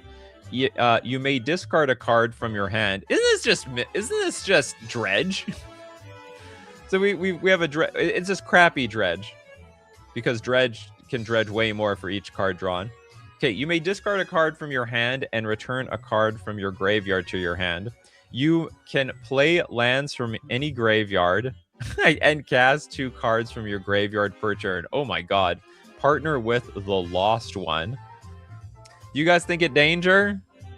Bacon Catbug says it danger. I don't know if it dangers or not, because dredge is like most of the dredge mechanics are like, for each 1 card you draw, you dredge 4, you dredge 5, you dredge 6. This is literally just dredge 1.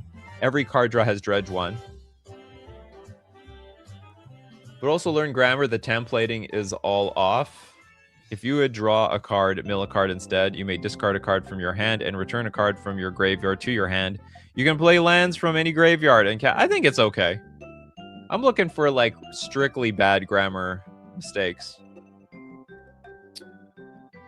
I would go as far as to say this is a spelling mistake. Do you guys really think this it dangers? Fun fact, the stop-motion teacher's wife, Bonita DeClaro, made the model for Jack. Dredge does not require discards, though. Muldrotha with hexproof, I guess. Mill is just a better draw in those decks. Yeah, exactly. I think the most broken card... the most broken stat on this would just be hexproof. You can play lands from any graveyard...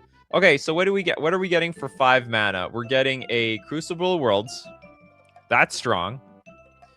You may discard a card from your hand and return a card from your graveyard to your hand. You can play lands from your graveyard and cast 2 cards from your graveyard per turn. That's funny that we're limited to 2. So we have our hand and we can cast cards from our graveyard. It's a bit weird that we can discard cards to return cards from our graveyard to your hand, but we can just cast the cards from our graveyard anyway. It's like, why have both mechanics? You should just have one. Either you're casting stuff from your graveyard or you're casting stuff from hand. He does have hexproof. He has hex proof. Proof that he has hex. Anything that messes with the graveyard, it dangers. Too many shenanigans. Fetch lands for forever. Yep. Infinitely loop cards and Insidious Roop and Dredger's Insight pop off. John Kodiak, that's me, bad grammar. You're not supposed to admit that, John Kodiak. Now I have to put that on the bingo card. I was trying to defend you. Learn grammar, okay. Got the learn grammar part. Bingo alert, just check the bingo card. Returning to hand can fuel channel. We're doing great, Benovsky. It's gonna be a big long show. I gotta play big time to damn. I gotta play big time. Okay, I'm gonna trust you guys. This card might be too strong. It's just a little. It's a little too much. I would say remove one of these abilities. Either you can discard cards from your hand to return cards from your graveyard to your hand, or you can just play cards from your graveyard. Okay, next up we got the Lost One. She was lost but then found for 3 mana. She's an elf? I actually never thought that. Where's her ears? Anyway, she's an elf. She's a 2/2 elf. When the Lost One enters the battlefield, search your library for a land card. Put it onto the battlefield, tap, then draw a card. Then sacrifice it unless it escaped. Okay, now that sounds like an AI-generated card. That sounds very AI-generated. Well, then sacrifice unless it escaped? What? Like, what, the land? Enters the battlefield, search your library for a land card, put onto the battlefield, tap, then draw a card. I don't know. I don't know under any circumstances how it would escape. Oh, this card escapes. Escape for triple black, double green. Okay, so this card can escape from the graveyard. Search your library for a land, put onto the battlefield, and then... Oh, I see. So we can actually dig for a land and put into our graveyard if we didn't escape this card. It's just like Flage. Thematically, shouldn't the first card be an avatar or an incarnation? He's literally the physical manifestation of Halloween, right? I don't know the lore that well, but I just thought he was like the mascot of Halloween. He was like the Santa Claus. Like, are we gonna say Santa Claus is an incarnation? Santa Claus is just a guy. Doesn't a Hydra do the same? You sack unless it can escape. It's obviously the creature. It's the same format as Uro. How do we... Oh, the escape is just 5 mana, so we can just bring it back for 5 mana, and that's it. Yeah, it did mean Sally gets sacked. He's the Pumpkin King of Halloween. Yeah, we could say Santa's the king of Christmas. Santa's also a king, and his crown is his hat.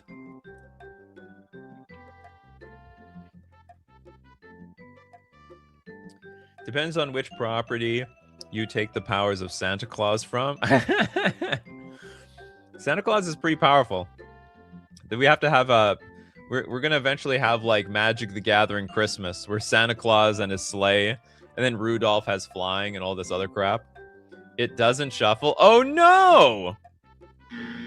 Yeah, search your library for a land, put it onto the battlefield, tap, then draw a card. Oh, we get to stack our deck. Okay.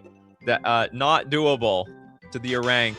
You do... Whenever you search your library for something, you have to make your opponent shuffle the deck, and then they can draw a card. Santa's an elf. Yeah, Elf Lord. Man, we need some good Santa Claus cards when Christmas comes back around. Santa Claus can fight against Darkseid's forces just to give him a cool coal every year. Isn't Santa Claus the king or CEO over all the elves? That's how I would look at it. The CEO of the North Pole. Thomas Bauer, shout out to the coffee crew. Haven't played MTG in a while because of all the universes beyond BS. You're not the only one, Thomas. And as a result, actually, a lot of people admitted that. And as a result, the numbers of the show have gone down. But do you know what? No matter what happens in universes beyond land, you can make your own cards in the custom card world. And this has still been sticking around. Yeah, universes beyond is a pretty big deterrent. The thing that sucks most for me, I don't care as much. I mean, I don't like it. I don't like Universes Beyond, but it's not enough to make me quit the game. But because it has made enough other people quit the game, like tournaments are just really bad right now. Like there's just less and less people coming out to tournaments. I just haven't played in a while because my group hasn't been up for it. Funny enough, I have a group that's like always itching to play Magic now. Okay, this card is disqualified for several reasons. You need to shuffle. And actually, that's the only reason. Other than that, I think it's okay. It's a pretty easy, clean fix. It would not even be broken after you fix it. Next, Kano with Nico Robin, the Devil Child, and also you got Pacifist Cuffs. What the hell does that mean? Look at the first one. Nico Robin. This is some anime that I don't know. 3 mana for a 2/4 human assassin. Can assassinate 100 people at once with how quickly he moves those hands. You may choose not to untap Nico Robin during your untap step and pay X tap. Target creature is detained and has cumulative upkeep X for as long as Nico Robin remains tapped. Target creature... Oh, we're giving something cumulative upkeep. That is cool. Equal to the amount of X that we spend. Tap Surveil 2. You may look at the top card of any player's library anytime for as long as Nico Robin remains tapped. Fascinating. That's also a wasting time card. Oh, this is a One Piece thing? I heard One Piece is popular, which is funny because it also is super old. It's like a 40-year-old anime.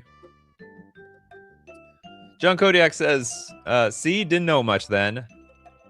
I play CEDH now and know more about the game.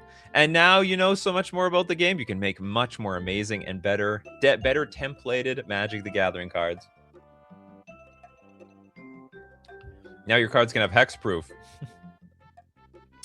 Oh, super anime card, that's right. We do have an anime card. We have an anime card. Unfortunately, very far from any bingos. This is a very lonely bingo square. Very, very lonely.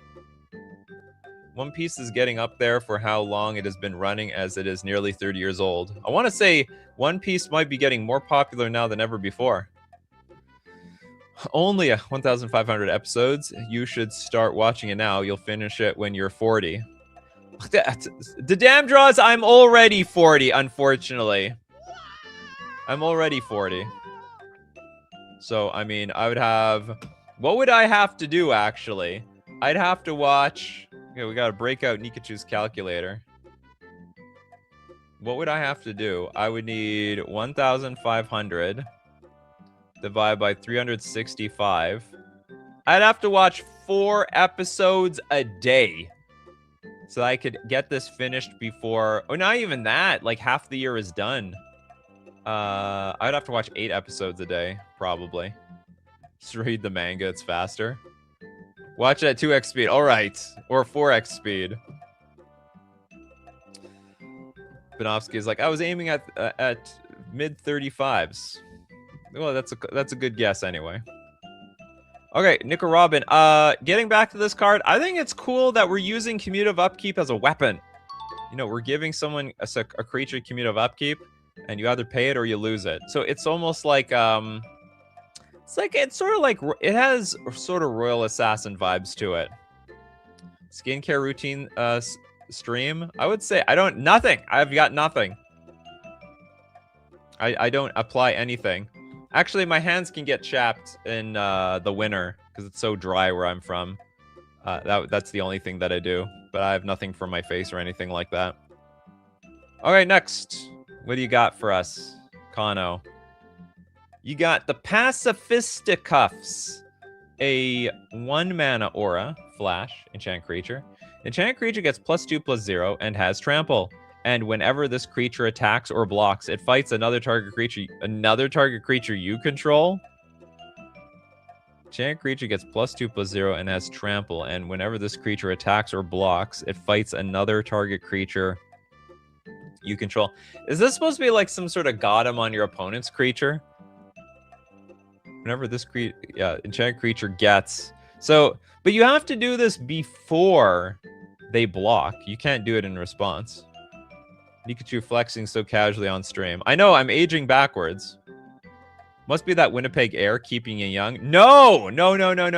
In my opinion, people in Winnipeg, they look so worn down because it gets so cold in the winter. Yeah, it literally ages you like an extra decade. Whenever I'm in an airport and I finally reach like when I'm waiting for my final destination, everybody sitting down, I don't want to say they look old, but they look tired and they look worn down, like they've been through a war. Every single person. That's Winnipeg for you. Could also be good with Enrage. It's possible. Detained is real from some crappy hat set. Could be for you or your opponent. I don't know how you use this for you. What, in a dinosaur deck? The damn trust says taps the creature they can't attack or block or activate abilities. Yep, that's also true. For that last card. I love visiting places with winter because I get all the fun sides without the crappy downsides. You get all the fun with the fun sides of winter. I hate being in winter. I hate my particular winter. I don't mind other. You know what? I like a wet winter. I come from a dry winter. Everything is dry and awful. I like it a little bit more where it's all slushy and it's somewhat humid, but it's not freezing cold. Living in a frozen wasteland ages you. The other Canadian knows. Exactly. Yeah, there we go. Steve Cooper knows. Back up there in Nunavut. Shinobi Lily, give it to the opponent's big creature to slowly whittle down the board. I suppose so. Whenever enchanted creature enchanted creature gets +2/+0 and has trample, and whenever this creature attacks, do you know what? Okay, I guess what you do is you put this on your opponent's like commander that needs to attack, and then that becomes like a downside to them attacking. Although you sort of buffed it up a little bit.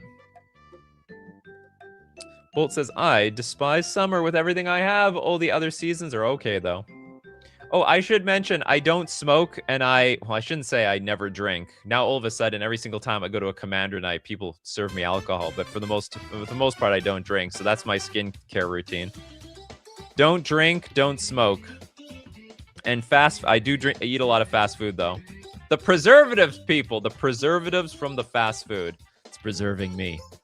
Okay, next. I think this card is, by the way, very doable. Might even Zybra under the right circumstances. Nova the Space Wolf. So I didn't post a card specifically for this stream. Here's two that I posted for syntax help. Oh no. Pilfered Goods. I don't know if I can help you with syntaxing. And Obelisk of Power. So Pilfered Goods is a 3-mana instant with Nab 1. What is Nab 1, you might ask? Look at the bottom card. Look at the bottom, a card of target opponent's library and exile it face down. I think you want to say, look at the bottom card of target opponent's library and exile it face down. You may cast that card for as long as it remains exiled, and mana of any type may be spent to cast it. I mean, the rest of that was perfect. Plunder! When this spell resolves, if an opponent was dealt damage this turn, Nab 1. What is Nab 1? Oh, Nab 1 is this. So what? I don't get it. So we Nab 1, but then we're going to Plunder. So what? So we get like 2 effects of this card? No, hold on. That doesn't make sense to me. Because the first Nab 1 only happens because of it resolving. So you just get 2 copies of it anyway. New custom keyword. We do have a new custom keyword, Nab 1. We're nabbing. New custom keyword. We're getting close to a bingo here. What is going on? Isn't that spectacle not plunder? Always Nab 1. If opponent damaged, you get a second nab.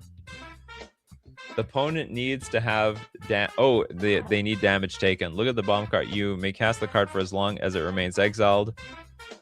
Oh, I see. The plunder part is when the spell resolves if an opponent was dealt damage. Okay, so we nab 2, effectively.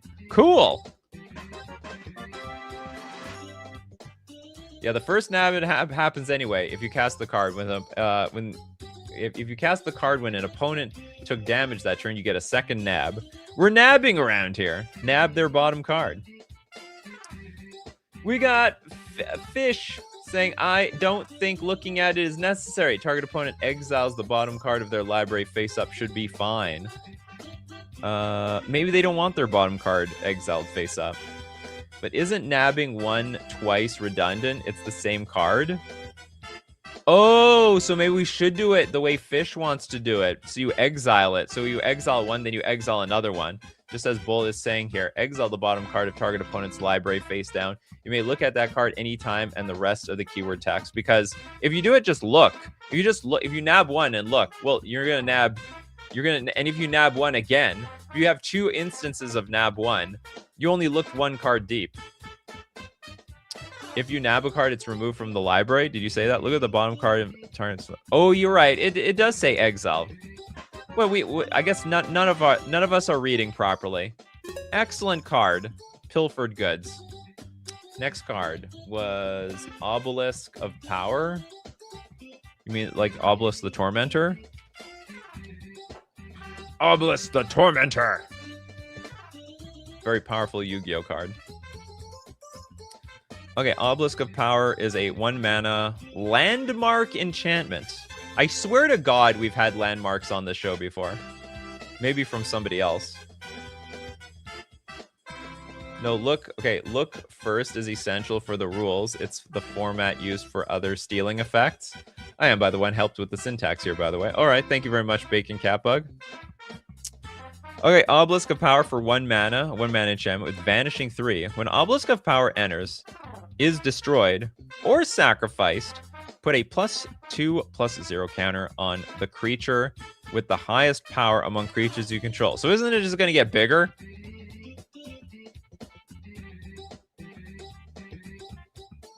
It just like makes the biggest creature bigger over and over again. So you're making the biggest creature bigger, and then when it like gets destroyed or sacked, then it also makes it bigger. +2/+0 counters equals makes me sad. That's okay. It's a thing. I think they're real too.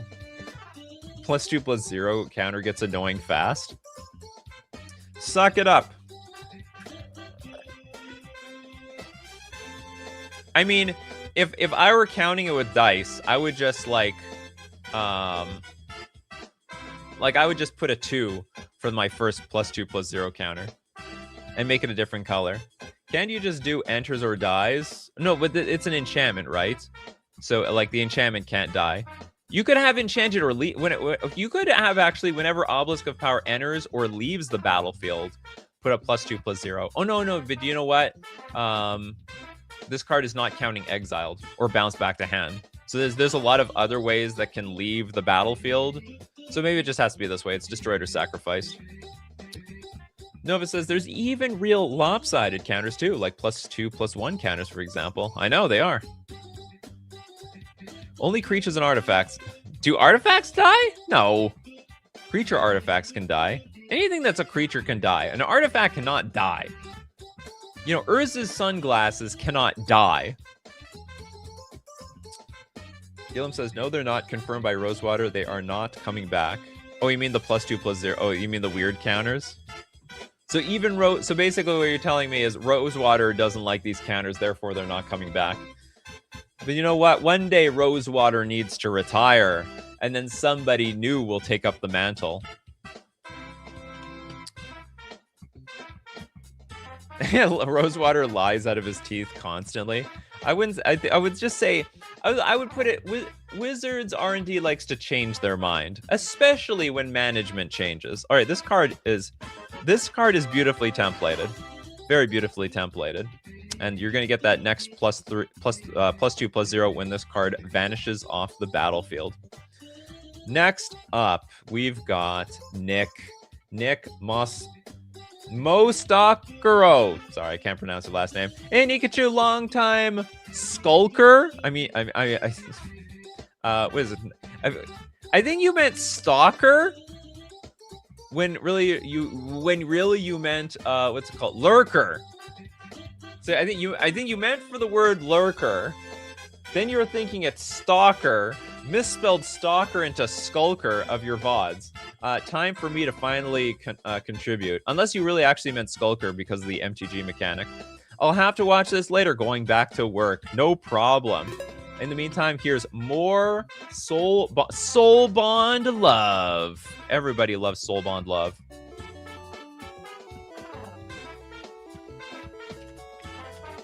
The love of Soul Bond. We have some messages. Longtime watcher of the channel, never submitted my own cards, but hope to catch a custom MTG stream soon. Well, you were here. Here's a few I've created based on a series my husband got me hooked on. More Soul Bond love. What's the series? Did anyone recognize the series?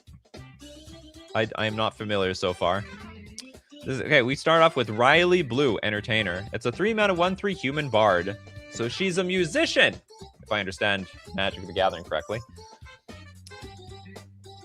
Nick has Skulk and cannot be blocked by creatures with greater power.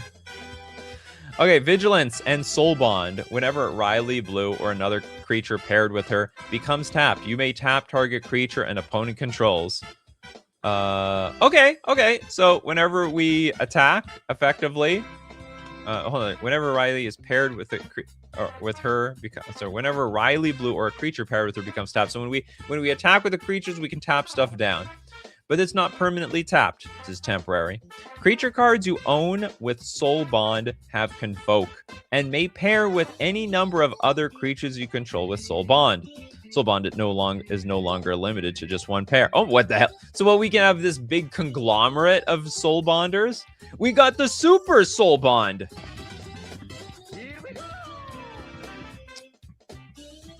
Apparently from the TV show Sense8. Never heard of it. She has Vigilance. Oh yeah, she has Vigilance. Well, that's why maybe that's to balance it out. Somebody else. I mean, she doesn't give everyone else Vigilance. Banding with extra steps. Very interesting. Bacon Cat, but no, we are very far from the 2-hour stream. It counts when the stream starts, not when 9 a.m. rolls around. Should be called a polycule. Okay, we have one more ability. Cluster Partner. You may have 2 commanders if both have this ability. Oh, Cluster Partner. Big partner. This is like the... Yeah, we're bringing banding back, basically. Banding with extra steps. Not exactly. It's like a new form of banding, because banding was a sort of a creature damage mechanic, whereas here we're allowed to soul bond stuff like infinitely. Creature cards you own with Soul Bond have Convoke and may pair with any number of other creatures you control with Soul Bond. So basically, we can make other Soul Bonding cards even more powerful, because we can just like gang up 5 creatures together on the same Soul Bond. I think it's a very unique way of bringing Soul Bond back. Not that okay, some Soul Bond cards are strong by themselves, but some could get boosted by this. So it's Soul Bond. So its Soul Bond is polycule, but partner is monogamy. What? Mercenary says banding could only band with others with the ability. Okay, so what do we got? The second card. We have another. I'm sure it's another Soul Bonder. Wilgorski, the Protector, a 3-mana 3/3 human soldier. First strike and also Soul Bond. Whenever Wilgorski or another creature paired with him is dealt damage, prevent 1 of that damage and you gain 1 life. And for Wooburg, tap, search your library for a creature card with Soul Bond, reveal it, put it in your hand, then shuffle. And it also has Cluster Partner. This is like super funsy, casual magic. Bonovsky says, I never understood the hate for banding. Isn't it just grab this and that and boom, bigger dude? The problem with it's just a convoluted rule. Like, Soul Bond is easy. Okay, these 2 are partnered together. This thing, they both have double strike. Like, it's clean. Whereas banding is just more awkward when trying to interpret, okay, how much power and toughness does everything have? How is damage assigned? Like, it's got niche rules to it. We've had partner, yes, but what about second partner? What about cluster partner? What about orgy partner? Soul Bond is definitely better than banding. Banding defender assigns combat damage instead of the attacker. Okay, I have nothing against either of these cards, for the most part. This is a great mechanic to bring Soul Bond back. Next, we've got... Okay, now we're going down to the 5... Oh, no, do we have a new one? Oh, Megastera just, I think, donated something. What do you got for us, Megastera? Hello, Nikachu. Hope you're fine. Double-sided card. Dion White Lily Knight. Mademoiselle de Beaumont. Based on an 18th century French knight, spy, and notorious crossdresser. Okay, let's look at Dion.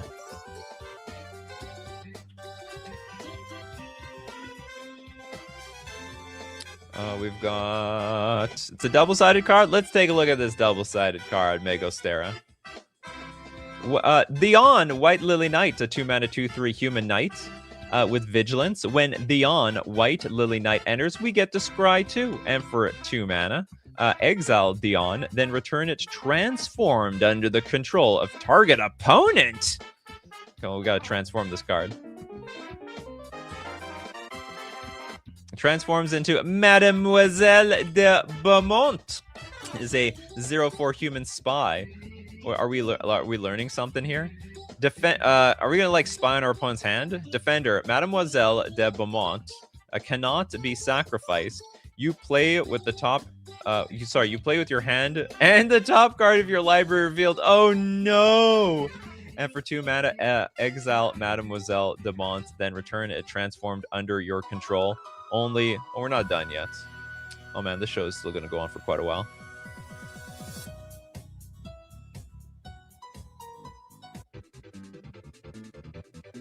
Let me just grab some more music. I should just assume this show never always goes over 2 hours. Always. 1,000,000%. Yeah, now we definitely hit the 2-hour mark. Actually, we haven't. Still a minute to go. We'll get there, though.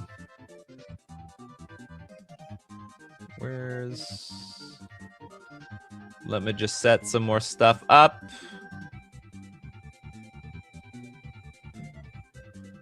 Okay, that should be enough. 4-hour stream. We almost made a 4-hour stream on Friday. That was ridiculous. And it was old donos and no freebies, which was crazy. Like not freebies from the freebie section. Okay, I'll just get in advance. We'll have a 2-hour stream. Imminent in like mere seconds.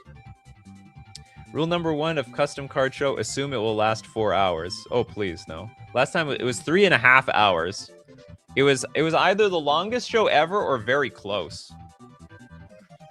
Nikachu, at this point, you should line up 3 hours. Yeah, I should incentivize everyone to get the 3 hours and pay me more money. Pay me more money. So you're saying I need to donate $150 next time? Probably. Inspire creature type? It is... I don't know, but I mean, we already got the creature. I think we already have the new creature type here. Do we? Yeah, we did new... Oh, no, we didn't do new creature type. Is Spy a creature? I actually don't know. What was Friday's show? Friday's show... Bacon Catbug donated 100 euros right before the end of the last custom show. So I'm like, okay, I'll make an entirely new show, basically sponsored by Bacon Catbug. Okay, so let me read the rest of this ability. 2 mana, exile Mademoiselle, then return it transformed under your control. Only this card's owner may use this ability.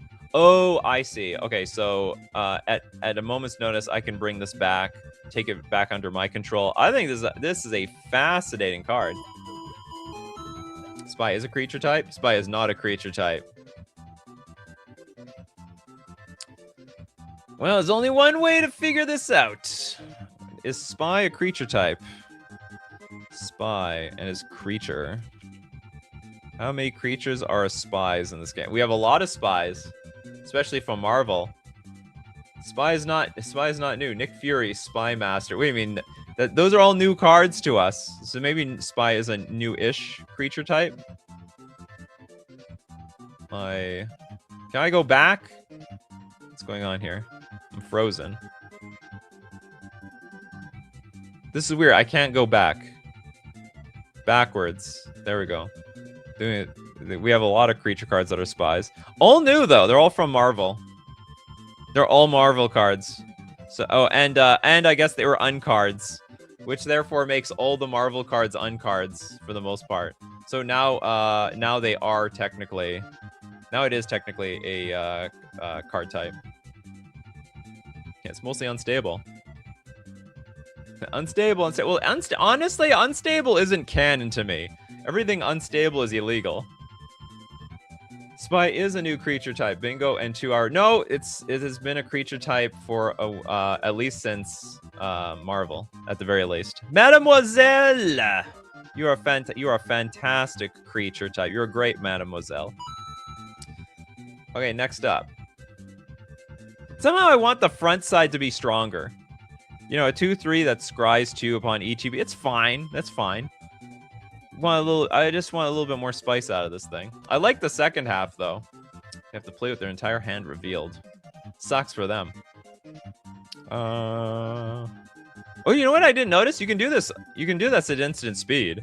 So if you have a lot of mana, you can exile on your turn and then give it to somebody else on the same turn. Also, it's also sort of protection from removal, because if anyone tries to kill this thing, you just keep exiling it and send it to somebody else if you have the mana. Big Catbug is like, Marvel isn't a real set, so it shouldn't count. Yeah, it should all be unsets. Okay, next up. We've got Vac in the house with Manano Top Gun, the Free Spirit.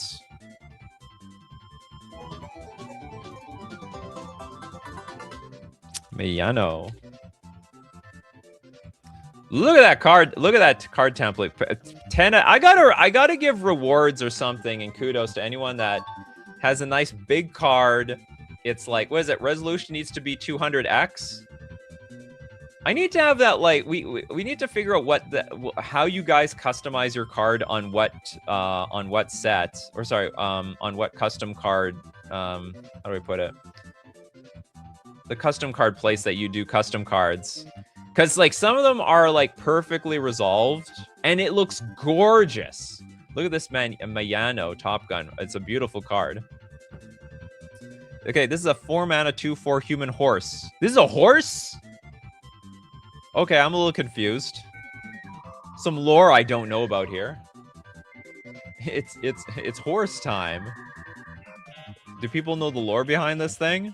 Haste, kaleidoscopic legs. At the beginning of combat on your turn, put your choice of a counter from among Menace, First Strike, Vigilance, and Lifelink on Mayano.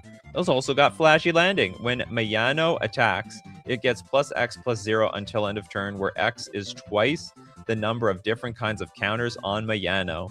When Inspiration strikes, Mayana takes flight. Copy that. Is this like, this is the moment before she dies or something? Huntroid is crying. I am guessing the Horse Girl / anime game? Uma Musume Pretty Derby is a gacha game where horses are the horse girls. What the hell? Oh! But, like, there's horse racing, but it's girls instead? 200% export and magic set editor. Should be, like, the standard. Almost certainly Uma Musume. You know, try to learn a little bit more about all of you. I actually looked up, what's it called? That Honkai Star Rail thing. I watched like an hour of gameplay just to get some sense of it. I didn't like it. But I found out it was also made by the same people. It was made by the same Chinese company that made that other world anime looking game that's super popular out there. Whoa, is that? What's that one called? Mappia says they have like famous Japanese racing horses, but they just made them waifus. It's more fun when they're waifus. Genshin Impact, that's right. You know, Honkai Star Rail has too much space involved, and I'm like, this is not for me. Genshin Impact actually looked better, a lot better. Neither do I, but people like it. The Heiyo-verse and Genshin Impact. Yeah, so anyway, I looked at enough of it to try to get an idea where you all coming from, because everyone seemed to understand what Honkai Star Rail. Honkai is very fun. I don't doubt it. It had a great flow when looking at the gameplay. Okay, does this thing? No, this thing doesn't transform. Getting back to this card, I mean, this is a very legal card. It's very, once each turn, this card gets stronger and stronger, which is pretty cool. First, it can have Menace, First Strike, Vigilance, it can have Lifelink. And when it attacks, it also gets bigger, where X is twice the number of different kinds of counters on Mayano. So the longer it stays in play, the stronger she gets. Kudos to you for doing some research. You know, like, what the hell? You guys keep talking about Honkai Star Rail. This character's from Honkai Star Rail. This card was designed from Honkai Star Rail. It's funny because Genshin originally was a Legend of Zelda Breath of the Wild ripoff. And then what did they rip off their own Genshin Impact? And from what I researched, Honkai Star Rail is like above and beyond one of the most popular games just on the period. It's a super popular game. Honkai Star Rail is just Galaxy Express for a new generation. Yeah, for the Weeb generation. Okay, Miano Top Gun, excellent card. Looks fun to play. Next up, we got Gilliam with Brethren Awakening Illithrid. I have no idea what the hell this is. Illithrid. No, sorry, it's Illithid.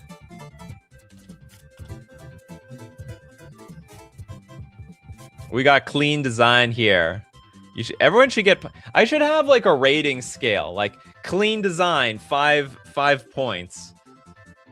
4 mana for a 3/3 horror. Octopuses you control have tap, gain control of target creature for as long as you control this creature. Oh my god! Fine, we're bringing some purpose to the octopuses. And look, this octopus is taking control of the squid. This is not an octopus. This looks like a squid. I should know everything about squid because I eat them. Nikachu, I made it to you made it to a live show again, finally. Congratulations. I remember an era with a weirdly large amount of Shadowverse custom cards here. Yeah, the Shadowverse metagame has moved to Honkai Star Rail. And what's it called? Nova the Space Wolves Runeterra cards. Keep untapped, steal as much as you want? I suppose so. Okay, look. Octopuses are like really hard to get into play. This card isn't even an octopus in the first place. Octopuses you control have tap, gain control of target creature for as long as you control this creature. You show me, like, I think almost every octopus is like outrageously expensive.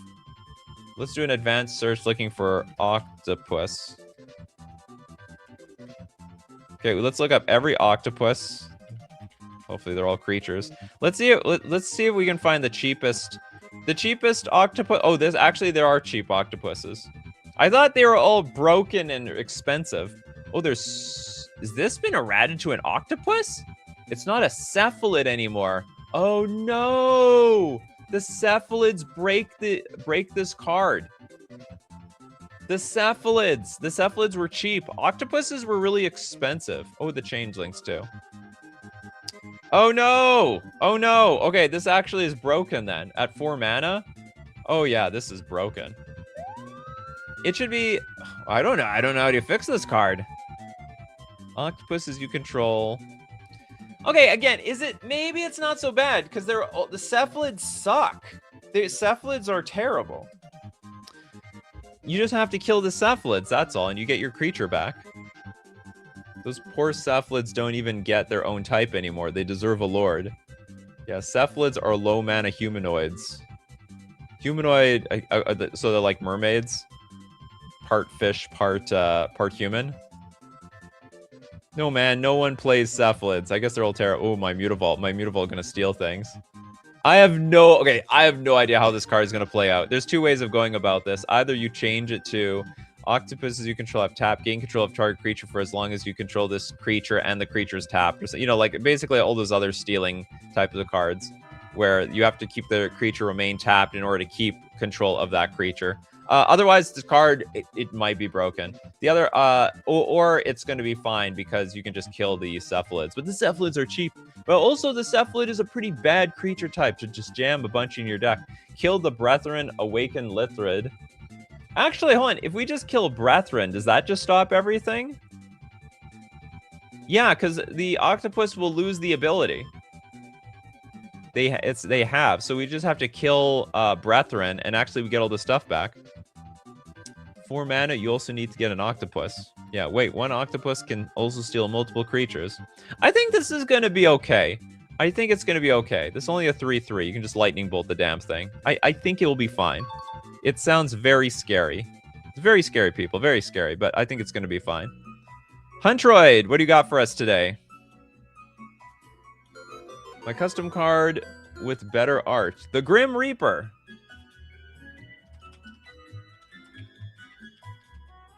Is it better or worse than my original? Oh, this is a rare moment where you actually took a picture of your custom card. Most people... Yeah, this is a rare moment. And it's clear. Thank God it's clear. We have for 3 mana and 3 Phyrexian mana, a 6/6 zombie god called the Grim Reaper. Eminence. Whenever another creature you control dies, you get an experience counter. At the beginning of your upkeep, put X/2/2 black zombie creature tokens onto the battlefield equal to the number of experience counters you have. That is broken. It danger. That is super it danger. At the beginning of your end step, choose target creature card in your graveyard. If that card's converted mana cost is less than or equal to the number of experience counters you have, return it to the battlefield. Otherwise, put it into your hand. Okay, so the downs. Okay, so the deal is, okay, we get experience counters no matter what because of Eminence. But we do need this card on the battlefield to get the zombies at our upkeep. The damn draw is like, this goes crazy. I love it. Eminence and experience counters, huh? Yeah. Beck says it's insane. 2 broken mechanics together. Actually, Eminence doesn't mean anything on its own, so it's... Yeah, okay, so technically the Eminence doesn't do anything. You do need this card on the battlefield. It only triggers at the upkeep. Maybe this can work? No, but it does get an end step trigger, so that's as good as an ETB. This is a 6/6 for 3 mana. 3 mana. Yeah, it's just 3. Yeah, exactly. Alex Reeves, 3 mana, 6/6. What are we doing here? This will just fuel other experience cards. Beck says, I mean, even if you need it on the battlefield, it is a 3 colorless mana, so you can play it on turn 1. Oh yeah, with like a Dark Ritual. Sort of like energy. But this is 3 mana pretty much. 3 mana and 6 life. People are concerned about the 3 mana and 6 life around here. Huntroid! Huntroid! This is like a pushed card. Like, it might be doable. At the beginning of your end step, choose target creature card in your graveyard. If that card's converted mana cost is less than or equal to the number of experience counters, and you'll have quite a few experience counters, return it to the battlefield, otherwise put it in your hand. Whenever another creature you can... It has to be... See, okay, so, you know, when you actually play with this card, maybe it's harder to get online than it looks. Because you need to play creatures, they need to die. After they die, you get the experience, then you get, like, the abilities. So if you, like, put this in play turn 1, it actually does nothing, because you have no experience. Yeah, this isn't a real Eminence ability. No, it's an Eminence ability. It just has no tangible effect while it's in the while it's in Commander. You would say I could say this is a balanced Eminence ability. Very balanced. This is in white-black colors. It gets a lot of experience via Aristocrat strat. Technically not a black card. I see red. I see Jeskai, to be honest. Unless this is black. Oh, maybe it is black. So we oh, so maybe it's Esper. Yeah, like, why wouldn't it be black? Okay, I misinterpreted this color. Nikachu is colorblind, it seems. I'm not colorblind. So, okay, black. So it's Esper. It's in Esper colors. Basically a combo of Edgar and plus Marin in a way. Well, you would know. You designed the card. Mappius says, experience is basically energy, but instead of spending it, cards depend on how many you have. Well, Huntroid, you have it sleeved up. How well does it play? Like, does it play fairly? Does it play unfairly? Make it so the Eminence once per turn. I think that makes it fine. Yeah, if you just sack a bunch of things, then you just have immediately a giant menace. And you get to bring stuff back that you threw away. Kind of like it danger. Board it. I meant white, black, blue. Yeah, so the Esper colors. Yeah, I see it. I can see it now. My playgroup thinks it's broken. Then it has been decided. Between this playgroup and your playgroup, it is broken. It goes to the rank. It goes infinite with Gravecrawler and Phyrexian Altar. Well, to be honest, I mean, to be honest, I don't have any problem with 3-card combos, because there's like a million 3-card combos out there. So what's the difference between this one and a million other ones? And you make 2 2s, 2/2 tokens on top of it. Absolutely. Okay, we'll say it's broken. And your playgroup has experience versus it. Fire thanks to your 5. Okay, it's time to give some freebies to chat, people. We have freebies to chat. Fire gave a freebie. So who wants a freebie out there? We don't have our freebie crowd out here. Where's Anna? The freebie crowd is just not in force today. We did it. We broke Gravecrawler the millionth time. Arethusa with Relentlessly Persecuted.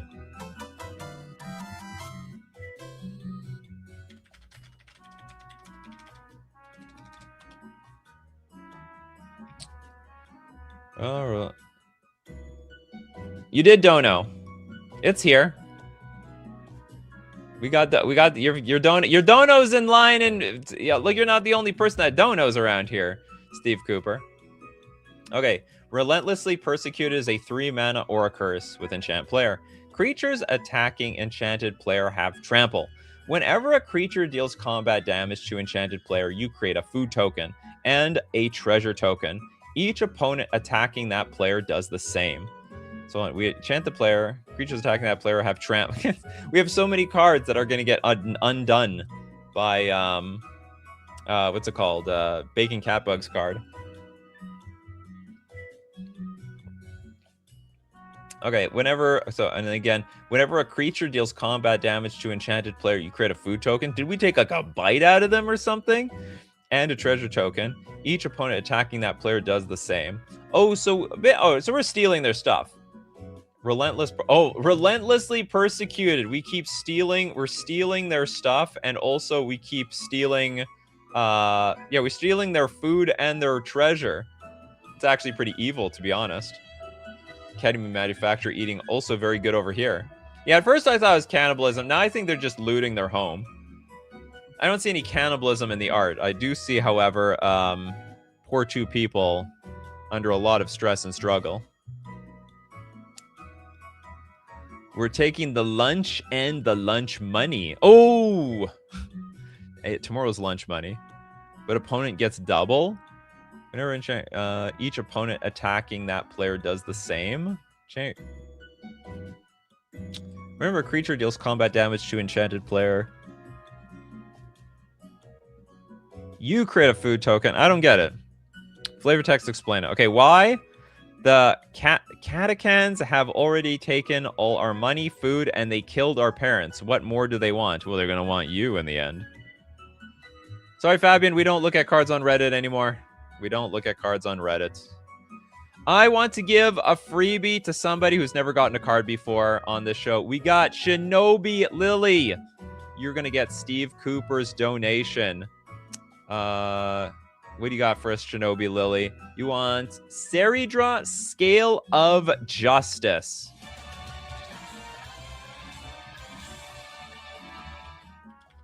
Oh, I guess this is Seridra? Seridra sounds like a very clunky pronunciation. Super clunky. We are in freebies territory. Unfortunately, the bingo card didn't get anything so far, and this is the last shot. Seridra, Scale of Justice, is a 4-mana 2/2 demigod noble. When Seridra enters, you become the monarch. For 3 mana, tap. Untap another target creature you control. After this phase, there is an additional combat phase, followed by an additional main phase. That creature gains indestructible until end of turn. This ability costs 3 less to activate if you are the monarch. Activate only as a sorcery and only once per turn. So we are a king looking for war. Big war. Oh, is this a Honkai Star Rail card? I guess I didn't want to watch the whole playthrough. It was like, wasn't it like 21 hours or something? It was like a 23-hour game. It took forever. And I'm sure that they were like blitzing it out too. You don't have to activate this as a sorcery with that card earlier. Yeah, that's right. You could do this at any time. Do this on anyone. You can do this on anyone's turn. Oh, this is a dono for chat. Does that make a bingo? Dono for chat. Nope, the card is close. Close to a bingo. So untap another target creature, and then that creature gets indestructible. Oh, so this is take an extra combat, but for a particular creature, they've got plot armor, and yeah, they got plot armor. I like it. I like it. Okay, the show's not done apparently because we got one more from Toa. Hey, Nikachu, long-time VOD watcher, but new to watching live. Check out Abzen Wellspring. We absolutely will. An example for my weird tricolor land filter cycle. It's the Abzen Wellspring.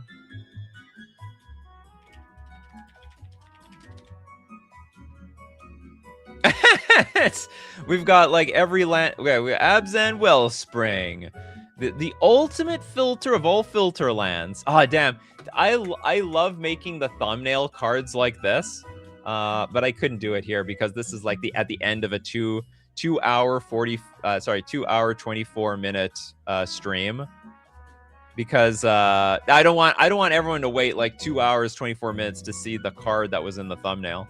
Tap to add a colorless. Also pay white. Tap add 2 mana. Pay a black. Tap add 2. Or sorry. So we pay a white to get the other 2 colors of Abzan. We got black and green. We can pay a black and tap it to get white and green. We can also pay a green. Tap it to get black and white. That a lot of people would find that this card is absolutely super Zybers. Just upload the stream in reverse. I don't. That it doesn't work like that. You think major commuter train routes would have good cellular service, but apparently not. What do you mean, though? We need a card that doesn't work, or a super specific one. Someone has to purposely post a card that doesn't work. Arethusa says, I technically have one, but I just give my freebie. No, you already got it. You already took it. You already got something. Sorry that we ran out of we ran out of money. We ran out of money. We ran out of freebies, and unfortunately, the bingo card is a little lonely. Not enough of you guys pointed out bingo stuff. We didn't get a creature lord today, unfortunately. It didn't work out. But there's always more custom card streams, everybody. There's more custom card streams. It's never the end, because these shows keep going on Monday, Wednesday, Friday, 9 a.m. Central Standard Time, and also Tuesdays, Thursdays, 8 p.m. Central Standard Time. Thanks to everybody, the loving support, people who are members on YouTube, patrons on Patreon, but also, most importantly, the Super Chatters that are part of the show. Super Chat so that other people are part of the show. Thanks so much, everyone. This show is brought to you by the wonderful people like Christopher B. Banovsky, Panyushin. We got Elixir, Kano, Mercenary, Bacon, Catbug, Steve Cooper, Jeff, Mappius. I think I got Elixir, and many more. As usual, my coffee crew, keep bringing those coffees, and we're going to keep brewing up the magic. Take care of yourselves, and I will see you at the next cup.